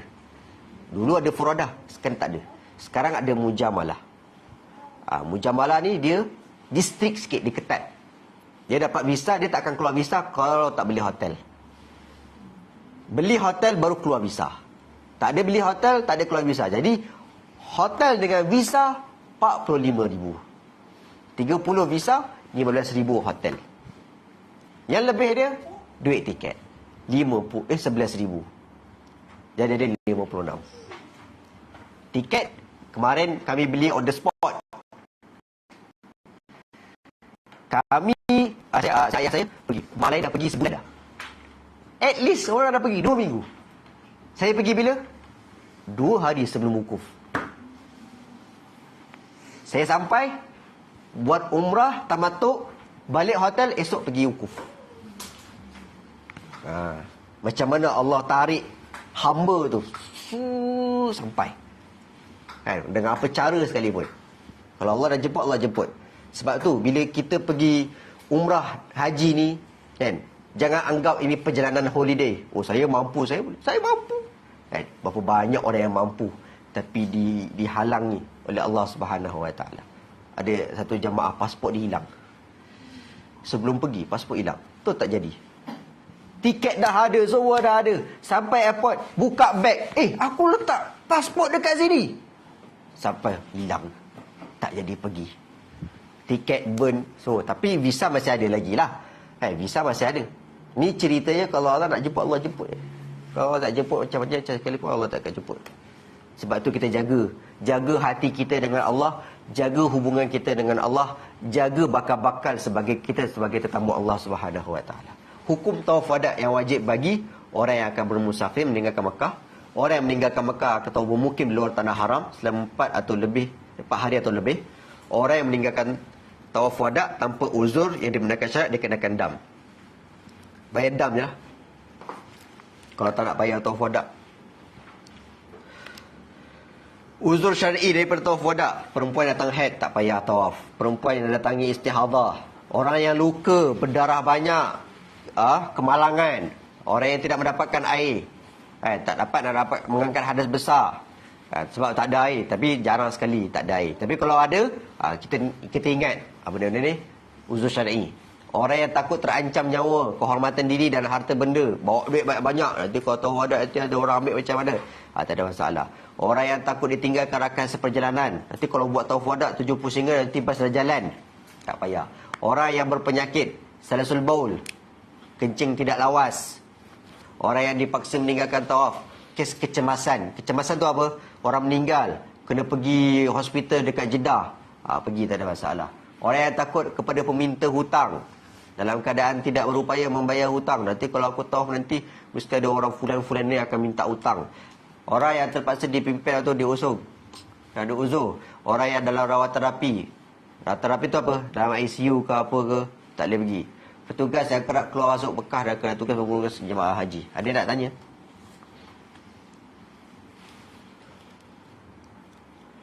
Kalau dah buat tawaf wada tu, lepas tu dia masuk balik, kena buat umrah masuk balik. Apa? Kan macam bila kita masuk Mekah, kita kena buat umrah. Wajib umrah masuk lah. Tak perlu. Kalau kita buat tawaf wada, lepas tu masuk balik, tak perlu lah. Tak perlu. Tak perlu. Tak perlu apa tu? Tak perlu. Tak perlu buat umrah. Dia tak niat apa? Yelah, kena niatkan. Niat baru buat umrah. Tak niat, tak perlu buat umrah. Cuma dalam segi akhlak, tak bagus lah. Datang daripada Malaysia, saja dia datang pergi Mekah, duduk je. Tak syok lah macam tu kan? Golongan yang tidak ada masalah dalam bab safar. Cuma, ni, ada nak mention sikit. Biasa orang buat DIY selalu buat macam ni. Dia tak nak buat umrah. Dia pakai pakaian biasa, dia pergi Mekah, lepas tu dia pergi Tan'im. Tu tak sah. Orang yang nak buat umrah, bila dia daripada luar, dia kena keluar daripada Mekah, pergi ke Taif ataupun pergi ke Pir Ali Madinah, baru berbatal. Tapi kalau datang masuk Mekah, pergi ke Tan'im, tak sah. Sebab itu adalah untuk penduduk Mekah yang mereka dah buat umrah wajib. Dah buat umrah wajib, baru boleh pergi ke Tan'im, Ji'rana dan Hudaybiyah. Tapi kalau dia belum buat umrah wajib, dia tiga-tiga mikot dia tak boleh buat. Orang DIY dia suka buat macam tu. Lepas tu dia tanya kita, Ustaz, sah ke? Jawapan dia tidak sah. Kau kena ulang balik. Macam tu. Golongan yang tidak masalah dalam bab safar, musafir, tempoh menunggu 8 jam. Tempoh ini dalam keadaan biasa tanpa ada halangan atas sebab urusan berkaitan permusafiran. Pertama masa dalam masa tawaf wada, di uruf semasa tawaf wada. Tawaf wada ni tak sebut ayat. Orang kita masuk Mekah. Dia keluar pergi ke Taif, Ya, Qarnul Manazil. Dia keluar, naik bas ke naik teksi, pergi Qarnul Manazil, lepas tu bawa balik. Maksud, sebab Qarnul Manazil tu dah keluar daripada Mekah. Dia kena ikut kita punya ataupun dia dah masuk Mekah. Lepas tu dia dah settle ke semua sekali urusan kat Mekah. Lepas tu dia ke Madinah. Lepas tu dia dari Madinah kata dia patah balik. Dia bin Ali boleh? Boleh, tak ada masalah. Yang jauh ni. Cuma umrah dalam situ tak boleh buat. Mikot dalam tu tak boleh buat. Contoh dia ada urusan perniagaan. Pergi Mekah hanya buat urusan perniagaan. Lepas tu keluar pergi Madinah atau pergi Taif. Lepas tu boleh buat umrah daripada sana. Situ. Tidak ada kemudahan dalam bab umrah. Semua kena susah. Kadang-kadang orang ambil mudah sebab tak tahu. Tempoh menunggu 8 jam. Tempoh ni dalam keadaan tawaf wada tak ada masalah. Tak perlu diketatkan tawaf wada. Masa tawaf wada.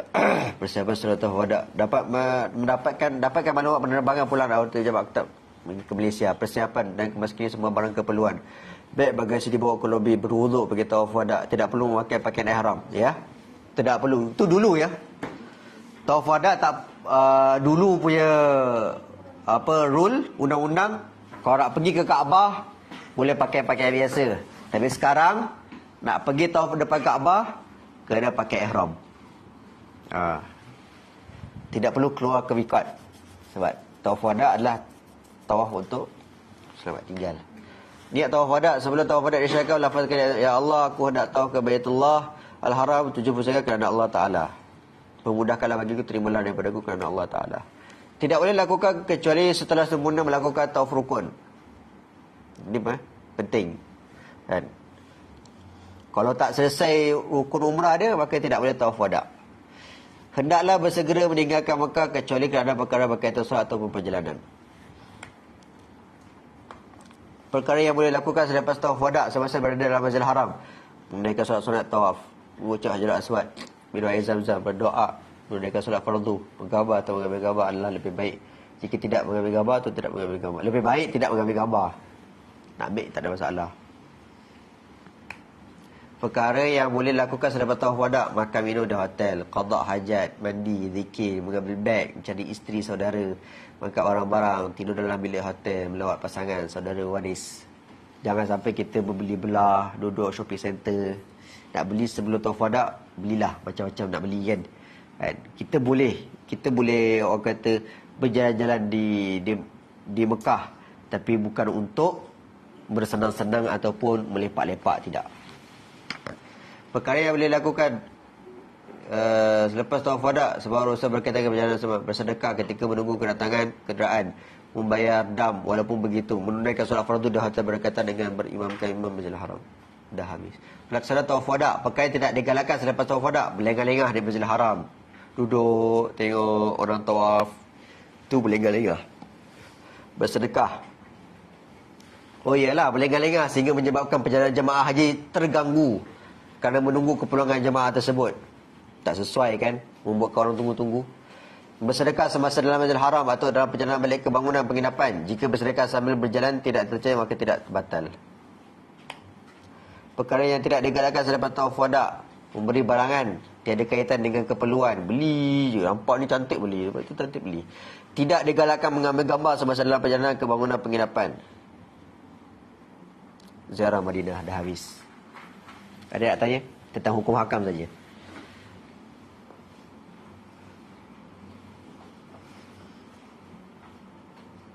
Ustaz, berdoa multazam tu sama kes macam Hajarul Aswad juga lah. Tak semudah tu. Sama, multazam antara Hajarul Aswad dengan pintu Kaabah. Dia sikit je. Doa dekat situ pun boleh. Tapi susah nak ambil. Susah nak masuk situ. Itu sekarang kena queue.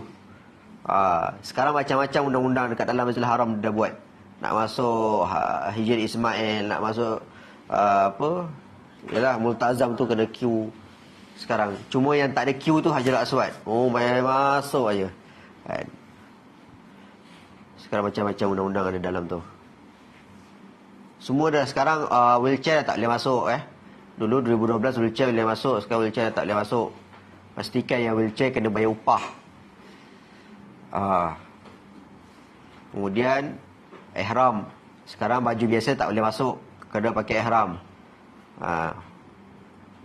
Apa lagi? Kalau saya niat, kalau saya ingat, saya tahu, saya sebutlah. Tak pakai apps lah kan? Tak pakai apps, betul? Pakai ihram ni. Pakai ihram saja. Yang pakai apps nusuk yang ada dekat Madinah, dekat Raudhah saja. Tak ada lain dah. Mungkin in future, tak tahu kan. Pada masa yang akan datang, apps nusuk ni akan digunakan lagi semula. Untuk umrah, kena booking apa semua, macam tu lah kan. Ini semua tujuannya untuk apa? Untuk menyedikitkan orang datang. Dia tak nak orang, tak ada waktu apa, tak ada slot, tak payah datang. Habis cerita. Dia nak macam tu. In future dia macam tu. Dia nak jadikan Mekah ini orang yang sederhana, tak terlalu sesak sangat. Macam tu. Zara Madinah.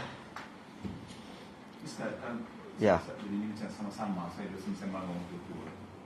Dia kata kalau kita nak masuk dekat dataran tu, kita nak buat tawaf, kena pakai ihram. Kalau tak pakai, tak boleh masuk.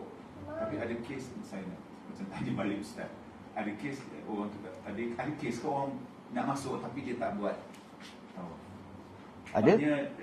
Dia pakai ihram saja sebab nak bertawaf, tak boleh masuk. Ada? Jadi masuk buat apa tu? Solat? Solat tu kot. Ya. Solat depan Kaabah. Atau memang dia nak kejar Hajarul Aswad. Dia tak buat tawaf. Tapi ceritanya kalau mati, ini cerita lain pula lah. Kalau mati, orang ingat dia bertawaf, sedangkan dia tidak bertawaf. Ada kesan ke? Apa? Dia bertanya lah. Sebab dia pakai ihram, tapi dia bukan sebenarnya Berumrah. Bukan berumrah, tapi dia meninggal, kata lah. Kesan ke? Tak ada kesan. Tak ada kesan. Urusan mayat, saya tanya lah. Mesti ada waris. Waris tu mesti tahu. Dia akan telefon waris. Setiap meninggal, mesti ada waris. Dia ni dalam keadaan ihram tu atau tidak berihram. Waris tahu. Waris mesti tahu. Waris mesti tahu ya. Kan? Dia mestilah bagi tahu mungkin dengan isteri dia ataupun anak dia. Saya nak pergi Mekah ni, saya nak pergi Kaabah ni. Tiba-tiba dia meninggal kat sana. Mestilah dalam name tag dia mesti ada. Mesti dapat. Dia ihram ke tidak? Maksudnya kadang-kadang orang pakai ihram tu hanya untuk berada di dataran, bukan untuk buat umrah. Katalah dia meninggal di dataran dengan bukannya niat umrah dia, sebab pakai ihram itu hanya untuk ke dataran. Sebab pengurusan mayat kalau berdalam ihram dengan saja-saja pakai untuk ke dataran itu berbeza. Betul. So apakah apa jadilah? Sebab katalah macam dia meninggal kat situ, pengurusan dia orang buat pengurusan sebagai orang yang dalam ihram, orang yang tengah buat umrah. Sebenarnya dia bukan. Dalam kaedah usul fiqh mengatakan benda wajib terlepas diperbolehkan. Benda yang wajib terlepas tu apa? Meninggal. Dalam kaedah dalam usul fiqh itu diperbolehkan. Contoh dalam tadi niat bersyarat, kita tak mention lah bersyarat, tapi benda tu dah terlepas. Maksudnya orang tak tahu dia buat ihram ke, atau dia saja pergi Kaabah saja ke, tetap dimandikan secara sempurna. Dimandikan, dikafani, disolati, kemudian dikuburkan. Itu sahaja. Tak ada kata kalau dalam tengah ihram umrah nanti dia punya ihram dia sekali balut. Tak ada. Tak ada. Tak. Sebab dalam nanti dekat sana nanti akan ada fatwa. Jadi ni dimandikan seperti biasa, disolati, dikafani, kemudian dikuburkan. Jadi kalau kita buat macam tu pun tak makruh lah. Tak ada makruh. Boleh saja. Pakai saja. Menutup dia menutup aurat. Kadang-kadang kalau bahasa kasar dia menipu tau. Menipu. Tapi nak buat macam mana? Kan? Dah orang buat macam tu. Kadang-kadang Raudhah pun sama. Dengan Raudhah yang ketat macam tu, orang kadang-kadang buat macam mana cara supaya boleh masuk Raudhah. Tapi kita ambil peluang lain. Yelah Ustaz, kita boleh je lah. Tak perlu kita ambil peluang lain kan. Orang lain kita tak dapat nak buat. Sebab dah tahu dah, sekarang ni apa-apa semua pakai visa. Kita tak boleh nak ambil peluang orang lain. Dulu boleh. Tak maksud saya kita buat macam tu, kita menyebutkan kawasan tu. Oh tak ada masalah. Tak ada masalah. Kita nak buat Raudhah sebab tak boleh nak masuk. Akhirnya ada satu kawan tu kata, tak apa. Yang orang tua tu nak masuk, dia tak dapat tau. Umur dia kurang lebih dalam 50 macam tu. Cahaya tu, 50. Saya ada kursi roda yang lain tolak. 12. Pada tak sakit pun. Saja je duduk kursi roda. Kan, wheelchair tu. Buat-buat sakit. Sebab kerana susah sangat nak masuk Raudhah. Kan, akhirnya menipu. Untuk pergi masuk, kata minta fatwa lah kan. Macam mana Ustaz? Boleh ke kita menipu untuk masuk Raudhah, kata kan? Ikhtiar. Kan? Boleh. Kerana Rasulullah untuk sampai ke sana boleh, tak ada masalah. Walaupun umrah sekalipun, ya umrah. Nak dah sampai tak boleh buat umrah sebab kena ada booking.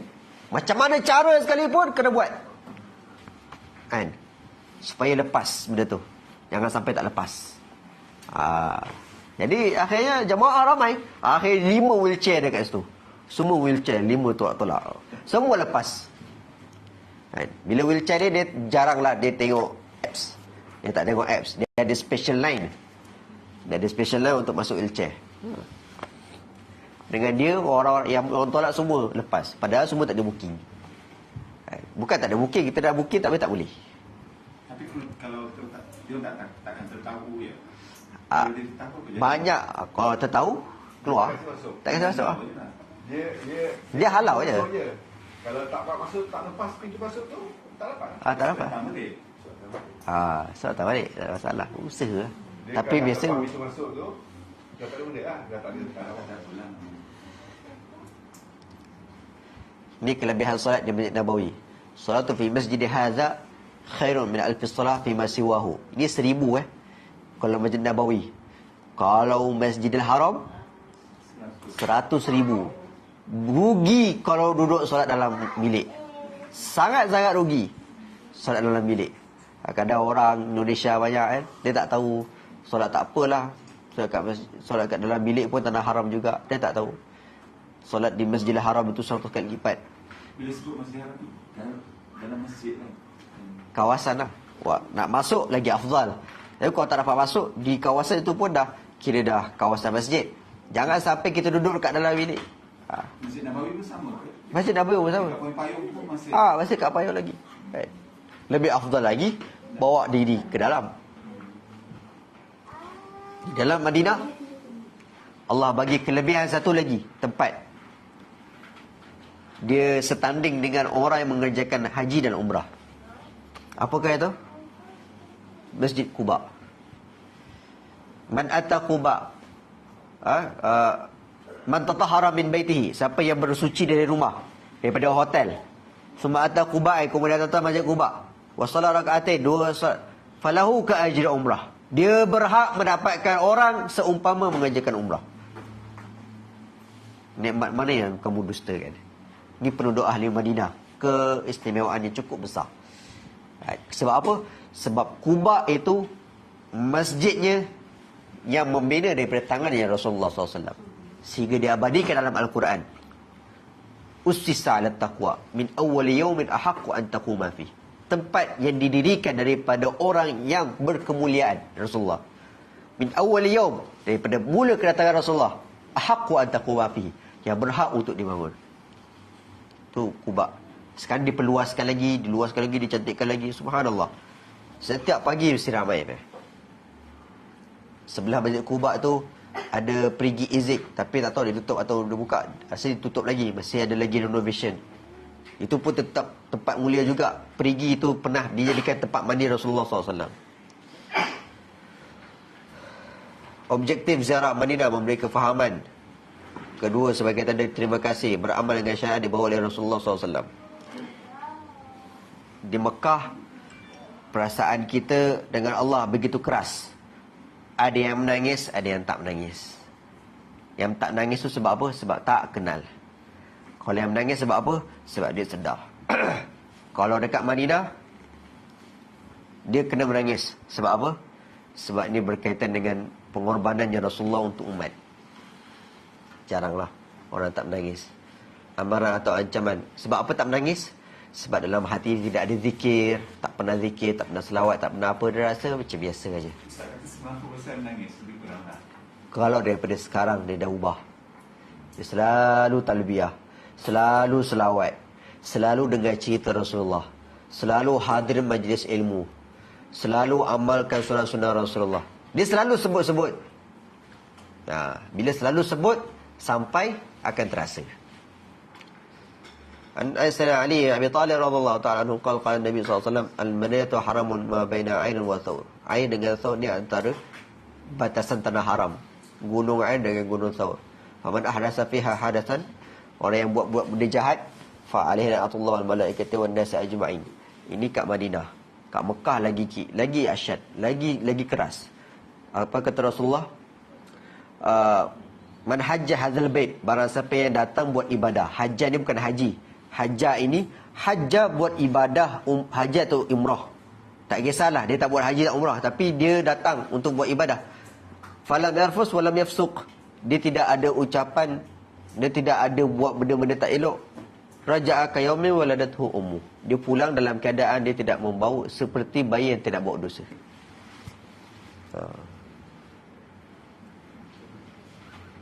Sebab tu kena jaga hati. Lintasan yang buruk menyebabkan kita teraniaya. Sangkaan buruk, mulut celupah. Bukan kita katakan orang tu, bukan kita maki orang tu, tapi kita maki diri kita sendiri. Kita akan kena dengan mulut kita sendiri. Itu dekat tanah haram memang macam tu. Allah bagi untuk orang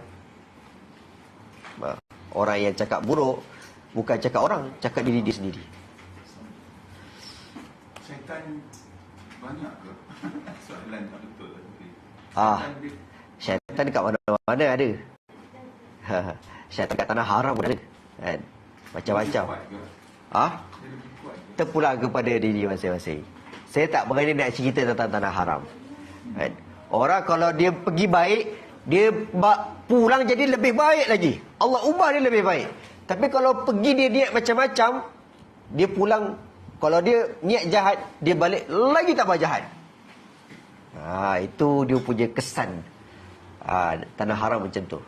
Kalau dia pergi dengan cara dia baik hati, kan, dia insafkan diri dia, macam mana cara dia insafkan diri dia, macam mana cara dia sedar diri dia, dia balik jadi orang yang sedar, orang insaf.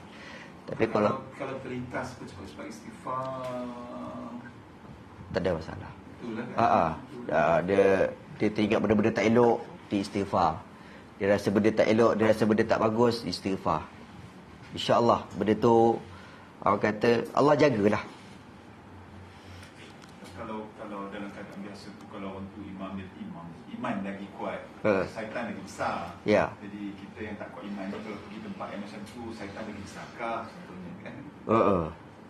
Ada je lah. Ada je, kan? Cuma kita tak naklah cerita benda-benda.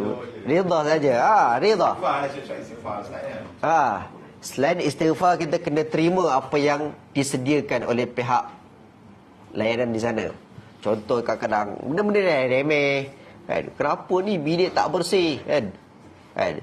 Kita lah kena pergi bersih, sebab kita tetamu Allah, kan? Kerana layanan orang sana berbeza, bahasa pun berbeza. Setiap hari makan dia sama je, kan? Sebab apa dia cakap macam tu? Sebab memang kerana dia kenyang. Cuba kau dia lapar, dia makan aja. Betul tak?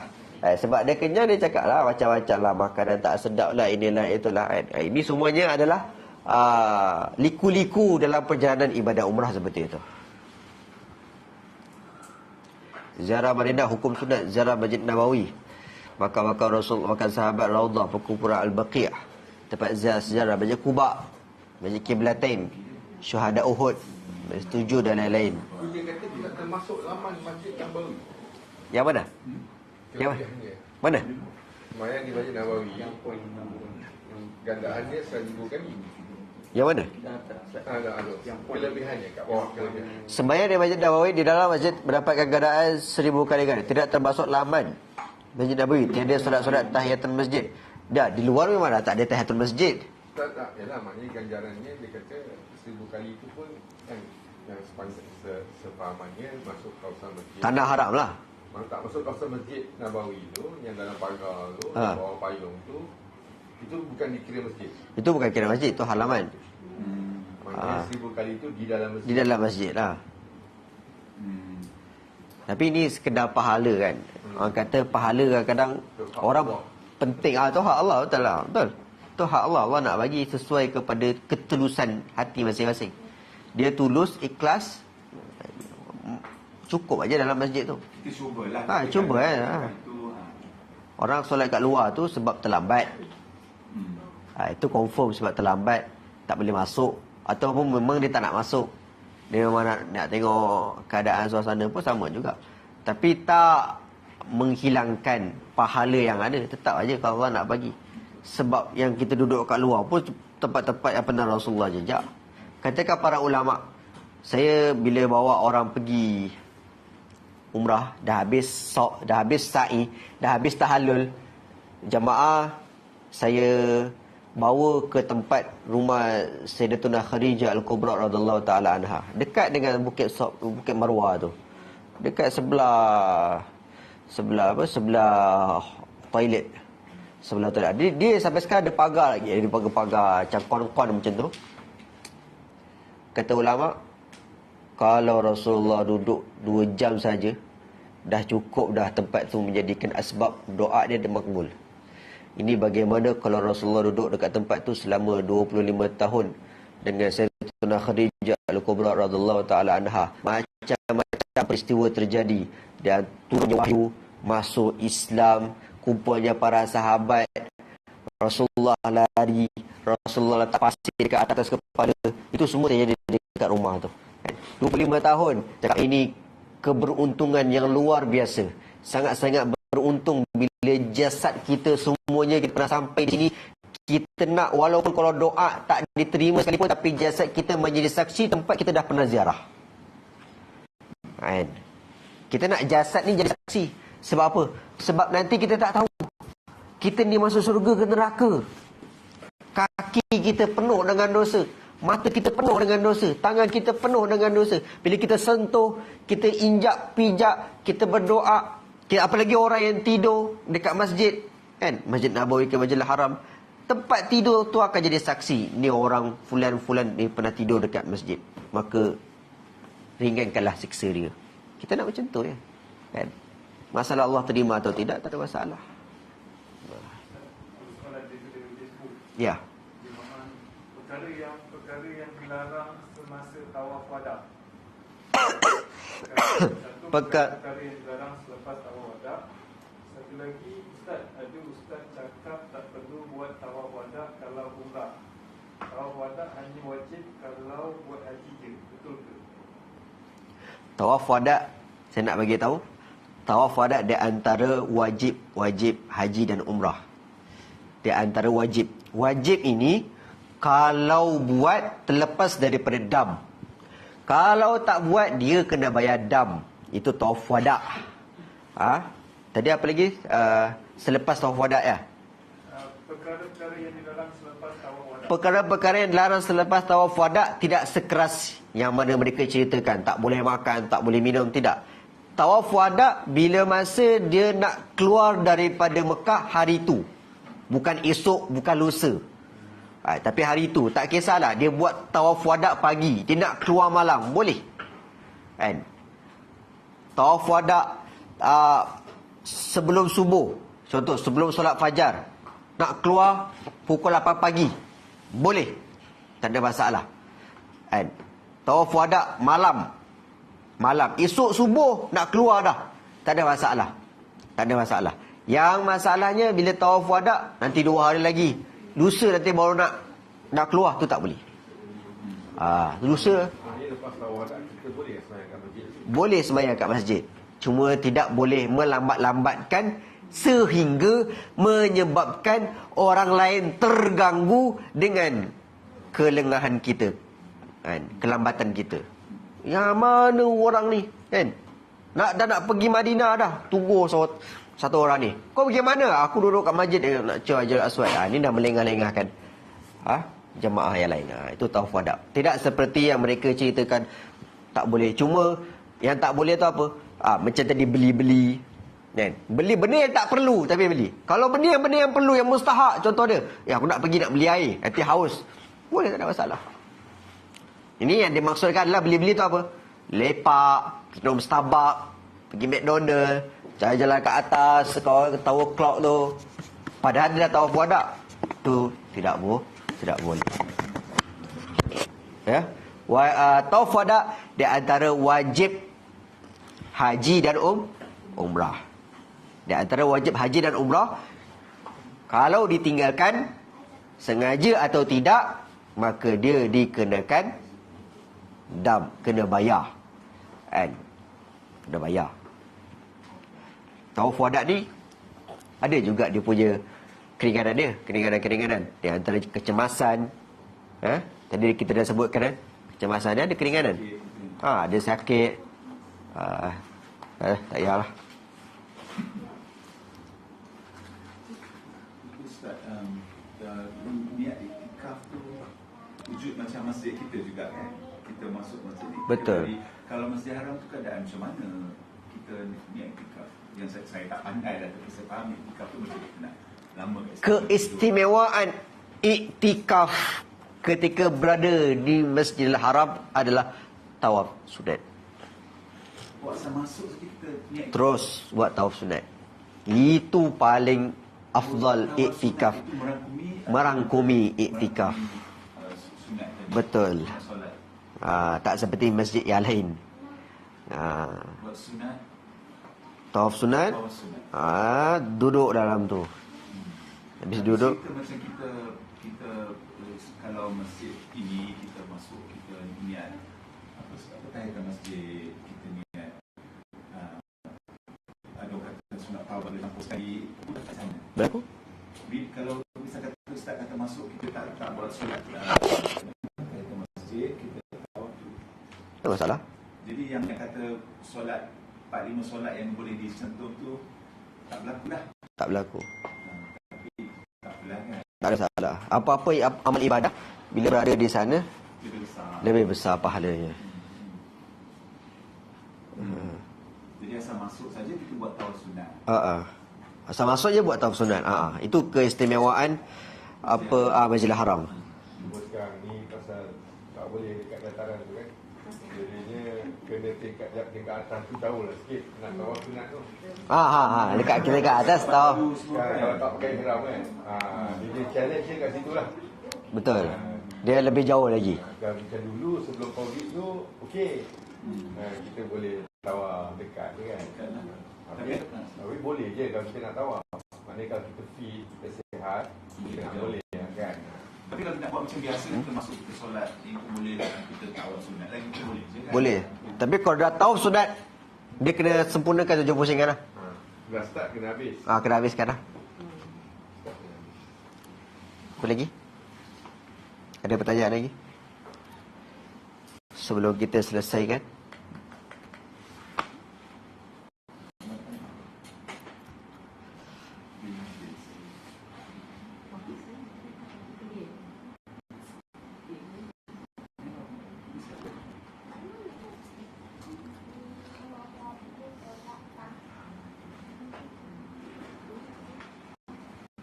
Takut Ustaz lupa. Takut saya lupa. Cuba ada pertanyaan ke apa ke. Bagus pertanyaan ni. Kadang-kadang orang masuk tak tahu buat apa kan. Tak tahu. Masuk je lah. Dia tak tahu kalau kelebihan Masjidil Haram adalah tawaf. Kelebihan Masjid Nabawi apa? Apa kelebihan Masjid Nabawi? Apa kelebihan Masjid Nabawi? Raudhah confirm tak boleh masuk. Anak budak anak-anak tak boleh masuk. Anak-anak tak boleh masuk. Kelebihan dia adalah ziarah Rasulullah SAW. Kan, kalau ini boleh, kena satu. Boleh kot kalau ada nusuk tu boleh lah. Kan? Nusuk boleh lah. Dia nusuk dia pun tengok umur juga. Dia kalau nusuk kan dia akan pilih date of birth. Keluar lah. Kalau tak keluar maknanya dia tak dibenarkan lah. Kalau nak ziarah depan tu boleh je sebab lalu. Kelebihan Masjid Nabawi adalah ziarah Rasulullah. Tidak ada ziarah yang melebihi melainkan ziarah Rasulullah. Kita dapat beri salam secara langsung, kan? Kita dapat doa. Alhamdulillah 99% bila saya buat ziarah pertama yang biasa turun Madinah kan beri salam kan. Jadi kita ajak semua jawab beri salam. Itu bila beri salam banyak yang menangis sebab bacaan doa saya menyentuhkan hati dia orang semua. Mereka doa dia panjang. Bahasa Melayu lah, bukan bahasa Arab, bahasa Melayu kan. Bahasa Arab tak faham. Tapi walaupun tak faham ada syahdu dia. Dengan suasana dia kan. Sebab apa syahdu? Sebab tengok suasana dia begitu luar biasa. Kan? Berbeza. Kamu akan mendapati layanan orang Mekah dengan orang Madinah berbeza. Orang Mekah dia kasar. Kan? Mekah dia kasar. Jual beli kasar, mengatur soft dia pun kasar, kan? Makanan semua kasar, kan? Tapi kalau kat Madinah semua lembut. Dengan orang hotel dia lembut, dengan polis-polis dia pun lembut, kan? Orang yang solat semua, orang yang berjalan semua zikir selawat kepada Rasulullah. Doa soft, tak ada masalah semua, kan? Sama dengan apa yang dibawa oleh Rasulullah SAW.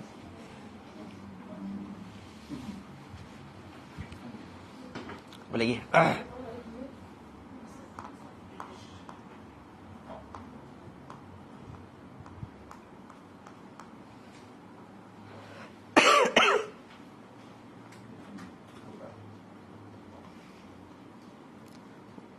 Mudah-mudahan dengan sedikit ilmu yang kita sekarang, mudah-mudahan diberi ilmu yang bermanfaat, mudah difahami, sehingga kita dijemput selagi menjadi tamunya Allah Subhanahu Wa Taala.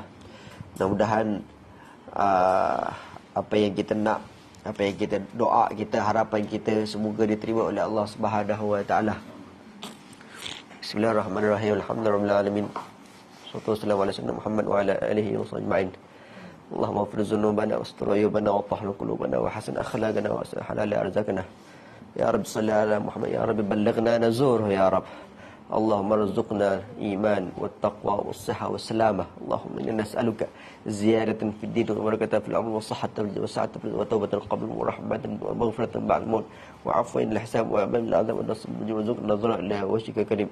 Wa sallallahu ala sayyidina Muhammad salatan tunjina biha min jami'il ahwa wal afat wa taqlilana biha jami'al hajat wa tatahharuna biha min jami'is sayyi'at wa tarfa'una biha 'indaka a'la darajat wa tuballighuna bi aqsal ghayat min jami'il khairat fil hayati wa ba'da al-mamat.